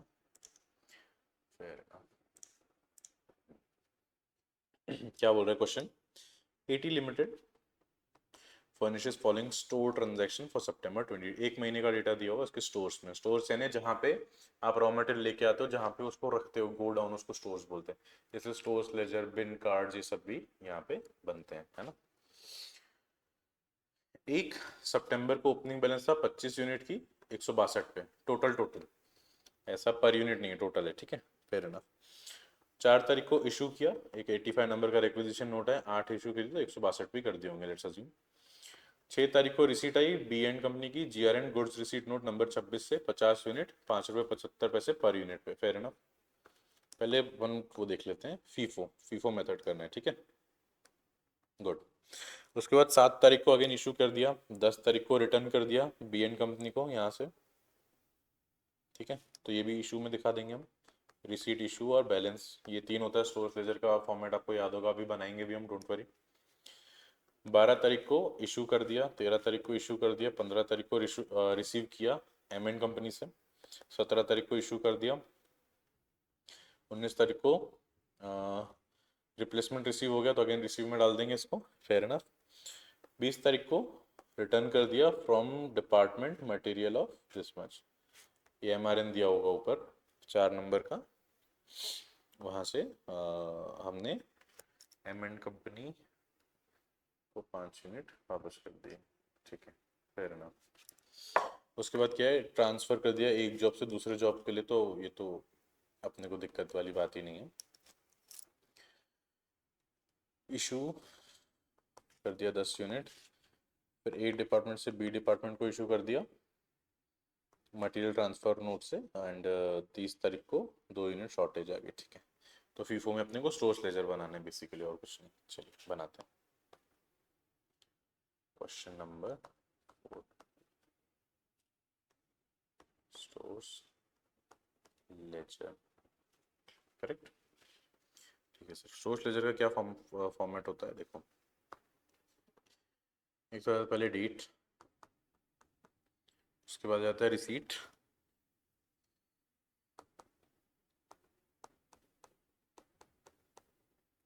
उसके बाद आ जाएगा इशू, उसके बाद आ जाएगा बैलेंस। लिख देते हैं कि it is from FIFO method, clear. तो अब कितनी तारीख का दिया हुआ बैलेंस? 1 सितंबर ना, तो 1 सितंबर को रिसीट में क्या आ जाएगा, इसमें भी 3 कॉलम बनते हैं, रेट, क्वांटिटी एंड अमाउंट। कितने पे खरीदा, कितनी क्वांटिटी है इन टोटल, उसका rate, quantity, amount, rate, quantity and amount, fair enough. 1 तारीख को कितना बैलेंस दिया हुआ है, 25 यूनिट, तो there is 25 units and 162.50 is the cost, total cost. तो एक की कितनी आ जाएगी, 162.5 divide by 25, 6.5 rupees per unit is the cost, जो कि अभी हमारे पास ओपनिंग है, राइट। गुड। उसके बाद 4 तारीख का एक इशू कर दिया, सो 4/9 को हमने इशू कर दिया 8 यूनिट्स, इशू कर दिए 8 यूनिट्स, 6.5 पे ही करेंगे, तो कितना हो जाएगा, 6.5 इंटू 8, 52 रुपीज़ के हमने इशू कर दिए। तो कितना बैलेंस रखा होगा हमारे पास, 6.5 के हिसाब से बैलेंस पड़ा होगा। कितने यूनिट हो गए होंगे हमारे पास अभी, 17 यूनिट, कितना हो गया, या इसको 162.5 को माइनस कर दो 52 से, विच इज 110.50, इतने का माल अपने पास अभी बैलेंस है, फेयर इनफ। उसका 6 तारीख को रिसीट हुआ 50 यूनिट, है ना, तो रिसीट में लिख देंगे 6 तारीख को 50 यूनिट, कितने पे, 5 रुपये 75 पैसे पे, तो कितना हो जाएगा टोटल, 5 रुपये 75 पैसे पे 50 यूनिट, 287.5, उस दिन कोई इशू नहीं था। सो कितना बैलेंस हो जाएगा, हमारे पास 17 यूनिट रखे हुए हैं 6.5 के हिसाब से 110.5 पे। उसके बाद हमारे पास 50 यूनिट्स और आ गए 5.75 के हिसाब से 287.5 रुपए में, क्लियर, वेरी गुड। टोटल इतना वैल्यू हमारे पास रखा हुआ है। इसके बाद क्या दिया हुआ है, थोड़ा सा मैं क्लीन कर लेता हूँ सो दैट हम टिक करते जाएं जो जो हो गया है, right. So this is done, this is done, this is 6 तारीख का भी डन। उसके बाद 7 तारीख को इशू कर दिया 12 यूनिट्स, सो बेसिकली 7 तारीख को इशू कर दिया 12 यूनिट्स, तो 12 यूनिट्स इशू कर दिया, 6.5 पे इशू करेगा बिकॉज 6.5 के अपने पास 17 यूनिट्स बचे हुए हैं ना, तो 6.5 पे कर देगा 12 यूनिट्स, कितना हो गया, 6.5 इंटू 12, 78 रुपीज़ का मटेरियल इशू कर दिया। तो अब कितने बच गए अपने पास, 6.5 वाले 5 यूनिट बच गए, और 5 रुपये 75 पैसे वाले 50 यूनिट तो हैं ही, तो मल्टीप्लाई करो 6.5 इंटू 5, 32.50, क्लियर, वेरी गुड। उसके बाद 10 तारीख को बी एन कंपनी को 10 यूनिट रिटर्न हो गए, रिटर्न हो गए यानी इशू हो गए होंगे, अपने पास से तो चले ही गए, तो 10 तारीख को रिटर्न हो गए 10 यूनिट ना। अब बी एन कंपनी से अपन ने कितने में ख़रीदा था, 50 यूनिट, तो ये वाला इशू है, तो 5 रुपये 75 पैसे पे ही हो जाएगा, सॉरी मैंने रेट की जगह वो लिख दिया, सॉरी, 10 यूनिट हमने वापस कर दिए, क्या रेट पे, 5 रुपये 75 पैसे पे ही करेंगे, जब खरीदा जितने पे था तो वापस भी उतने पे ही होगा, तो 57.5 रुपये, तो कितना बैलेंस रह गया, 6.5 रुपये वाले 5 यूनिट हैं 32 रुपये 50 पैसे के। अब ये जो 50 यूनिट हैं इसमें से 10 वापस कर दिए तो 40 यूनिट बचे 5 रुपये 75 पैसे के,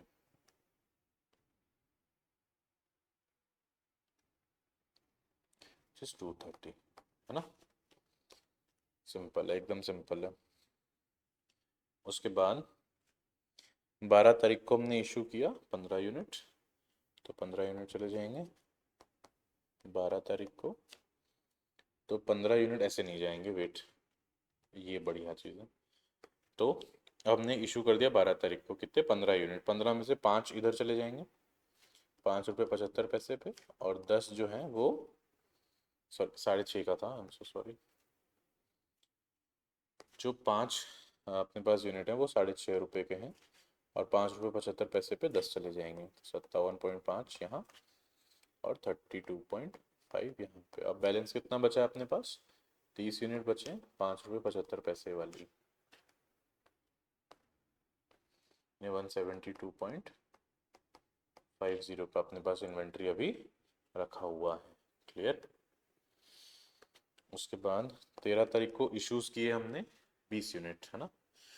तो 13 तारीख का इशू दिखा देंगे 20 यूनिट।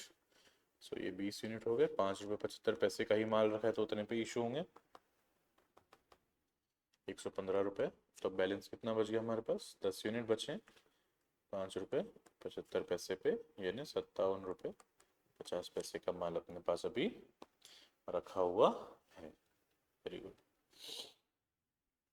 उसके बाद क्या बोला, रिसीट और फिर प्रोक्योर किया हमने 15 तारीख को। सो 15 सितंबर को रिसीट्स हुई हैं 25 यूनिट्स 6.70 रुपये पे। तो 6.7 रुपये पे 25 यूनिट्स मल्टीप्लाई हम करेंगे तो 6.7 इंटू 25 विच इज 167.5। क्लियर। तो कितना बैलेंस हो गया, 5 रुपये 75 पैसे वाले 10 यूनिट 57 रुपये 50 पैसे और 6 रुपये 70 पैसे वाले 25 यूनिट विच इज 167.50। इतना का इन्वेंट्री अपने पास रखा हुआ है। फेयर इनफ, है ना। गुड। उसके बाद हम देखते हैं क्या ट्रांजैक्शंस हुए हैं। 17 तारीख को 10 यूनिट इशू कर दिए गए, तो 17 तारीख यहाँ लिख देते हैं। इशू कर दीजिएगा 10 यूनिट, 5 रुपये 75 पैसे वाले पड़े हैं 57 रुपये 50 पैसे का इशू कर दिया, तो 670 वाले अभी बच गए 25 यूनिट, तो 167.50 का माल अपने पास रखा हुआ है। 19 तारीख को goods replacement from B and company, 10 units के बी एंड कंपनी से गुड्स अपन ने रिप्लेस कर दिए। Okay good. जो कि 5 रुपये 75 पैसे पे हमने खरीदे हुए थे। क्या तारीख है, सॉरी 19 तारीख को। सो 19 तारीख को हमको गुड्स रिसीव हुए, तो इट्स अ रिसीट 10 यूनिट्स की। 10 यूनिट्स है, 5 रुपये 75 पैसे पे खरीदा था, तो अभी भी उतने पे ही लेंगे, तो 57 रुपये 75 पैसे 50 पैसे हो गए। तो टोटल 6 रुपये 70 पैसे का माल पड़ा है 25 यूनिट, और हमारे पास 5 रुपये 75 पैसे का माल आ गया 10 यूनिट, तो 57.5 का ये हो गया। और 6.7 इंटू 25 is already calculated है 167.5। fair enough।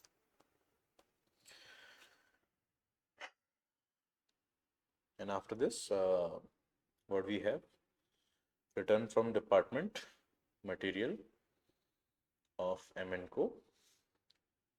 M&Co से कितने का मटेरियल खरीदा हमने, 6.7 पे, तो ये वाला मटेरियल रिटर्न आ गया 5 यूनिट। क्लियर है। तो 5 यूनिट रिसीट पे आ जाएंगे, है ना।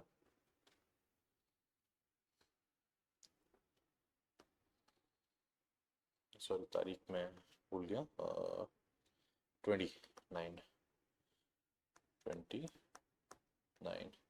कितने यूनिट्स, 5 यूनिट रिसीव हो गए, 5 यूनिट्स मिल गए। एंड कितने रेट पे आ जाएगा, M&Co से कितने में खरीदा हमने, 6 रुपीज़ 70 पैसे पे।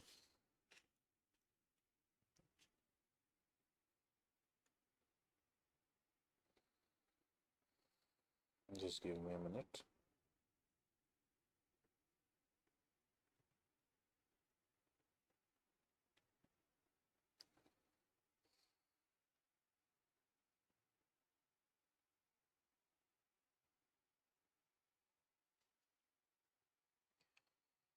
Fair enough। 5 units we got at what valuation हमने M&Co of M&Co ना,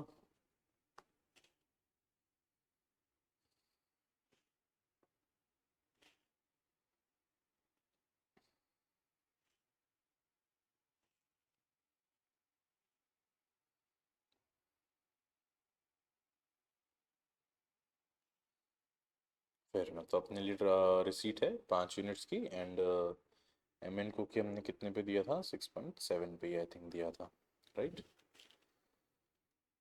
फेयर इनफ। M&Co की हमने 5 यूनिट्स मिल गई, एंड M&Co से हमने खरीदा था ₹6.70 पे, फेयर इनफ। तो ₹6.70 पे हमारे पास माल आ गया ₹5 का, 5 6.7 इंटू 5 विच इज 33.50 का there is receipt, fair enough. अब हमारे पास कितने स्टॉक रह गए? हमारे पास ये 5 यूनिट आ गए हैं बिकॉज ये पहले के हैं, एंड 25 यूनिट ये हैं एंड 10 यूनिट ये हैं। तो इट विल बी 6.7 एंड 5.75। तो यानी बेसिकली इन दोनों का ऐड करके भी लिखेंगे तो it's fine. 6.7 into 30, 6.7 into 30 which is 201 and 5.75 into 10 which is 57.50। Very good. उसके बाद transfer from one job to another, ये इसमें हमारा कोई लेना देना नहीं है बिकॉज हमारे पास स्टोर्स में हम रिकॉर्ड करते हैं, स्टोर्स में माल नहीं आया है ये।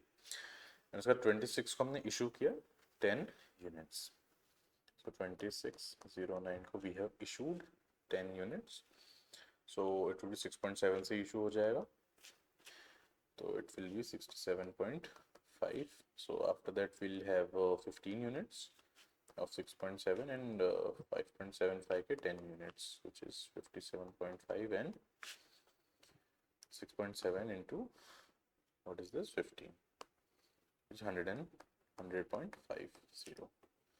very good। एंड इसके बाद transfer of department A to B, again हमारा लेना देना नहीं है। एंड इसके बाद देयर इज़ शॉर्टेज, ग्रेट। तो कौन सी तारीख को शॉर्टेज है? 30 को। सो 30 सितंबर को शॉर्टेज है, तो it mean there is issue, and issue हो जाएगा 2 यूनिट का। एंड कितने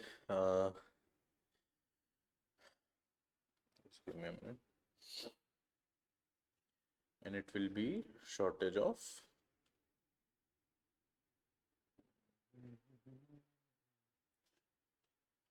2 यूनिट का शॉर्टेज आ गया, फेयर इनफ। तो जैसे 6.7 पे ही आया बिकॉज फीफो चल रहा है, सो 6.7 इज 113.4 एंड कितना बच गया हमारे पास फिर? बैलेंस इज 6.7 पे we have 13 and 5.75 पे we have 10 and 6.7 का we have 13, तो 87.1। तो this is the total inventory का पूरा हिसाब किताब।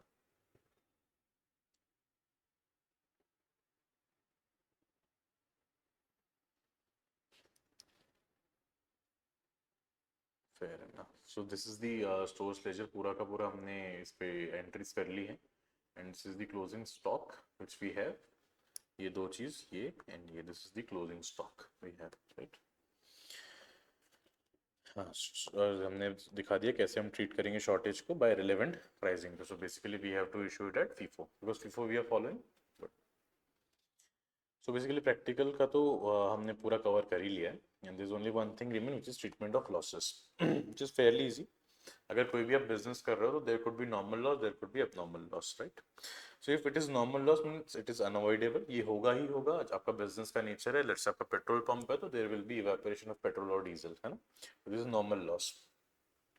जैसे इवेपोरेशन हो जाएगा, है ना, और अनअवॉइडेबल हैंडलिंग है, वेस्ट है, हैंडलिंग लॉसेस है। सो ट्रीटमेंट क्या होगा? Cost of normal loss will be absorb by good units, ये मैंने आपको जब भी बताया था। And no value is assigned to normal loss because उसका जो भी लॉस होगा वो will be absorb by the good units. And scrap कुछ होगा, it will be deducted from the material cost. मान लीजिए आपका 10 यूनिट्स जो है वेस्ट होता है, और ये स्क्रैप में मान लो ₹2 के हिसाब से 1 यूनिट बिकता है, तो ₹20 जो आपके टोटल कॉस्ट से माइनस हो जाएंगे। क्लियर?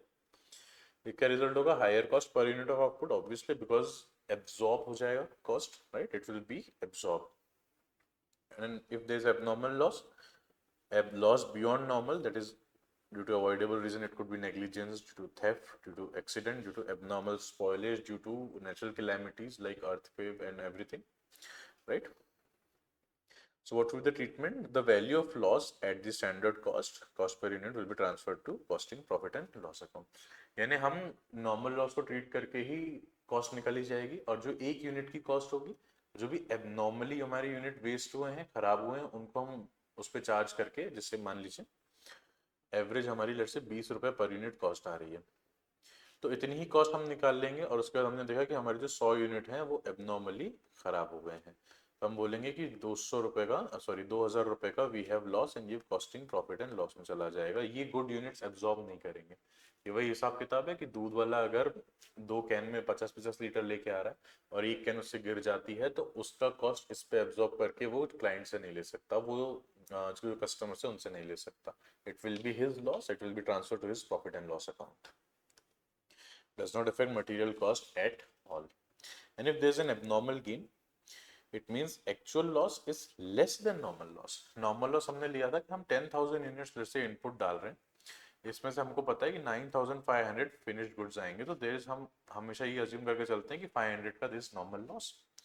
लेकिन एक्चुअली जब हमने प्रोसेस की तो हमको पता चला कि नहीं, हमारे 9,600 आउटपुट निकला है, तो it means there is abnormal gain of at least 100 units. हम आइडियली लेते थे कि 10,000 इनपुट डालते हैं तो उसका 9,500 आउटपुट आता है, लेकिन जब हमने एक्चुअल में प्रोसेस की, हमको पता चला कि नहीं, आउटपुट एक्चुअल में 9,600 आ गया। It means there is an abnormal gain of 100 units. So how to treat it? अभी इसमें ट्रीटमेंट में लिखा हुआ है, value abnormal got at normal cost per unit. जैसे ही हम नॉर्मल कॉस्ट निकालते हैं, नॉर्मल कॉस्ट पर यूनिट जो निकालते हैं, वैसे ही हम निकालेंगे नॉर्मल कॉस्ट पर यूनिट, और उस पर एबनॉर्मल गेन को वैल्यू कर देंगे, and we credit it to costing P N L. हमने जैसे एबनॉर्मल लॉस को डेबिट किया था कॉस्टिंग पी एन एल में as an expense, abnormal income को हम क्रेडिट करेंगे एज एन एबनॉर्मल गेन, है ना, opposite of abnormal loss. Scrap value should be considered if there is any, fair enough. Scrap value, मान लो scrap भी तो आपको कुछ ना कुछ, फिर जैसे 100 यूनिट का स्क्रैप का भी चला गया ना, तो दैट इज द लॉस, तो आपको नेट गेन उसमें माइनस हो जाएगा स्क्रैप वैल्यू, जो अदरवाइज रियलाइज होती, राइट, तो गेन थोड़ा कम हो जाएगा। So benefit goes to costing profit and loss account. So basically हमने मटेरियल का पूरा अभी चैप्टर आपको रिवाइज करवा दिया, हमने डील कर लिया जो भी इंपॉर्टेंट एस्पेक्ट्स थे मटेरियल चैप्टर के। क्वेश्चंस आएगा तो कहीं ना कहीं इसी के अराउंड रेंज करेगा, एंड आप अच्छे से रिवाइज कीजिए, क्वेश्चन को सॉल्व कीजिए, and we hope for the best result, and keep practicing, and eventually you will see कि concept आपके clear हो रहे हैं। कि एक क्वेश्चन अगर आप 3 बार सॉल्व करें तो तीनों बार आपको कुछ ना कुछ नई चीज पता चलनी चाहिए, then you are growing, है ना। क्योंकि एक क्वेश्चन को 2-3 तरीके से सोच के सॉल्व करना इज बेटर कि 3 न्यू क्वेश्चन को सॉल्व करना। This is what I believe, and we'll see you soon in the next video of employee cost, and then overheads, ABC, everything will be covered like in this manner only. Okay, so thank you, bye bye, and all the very best for your exams.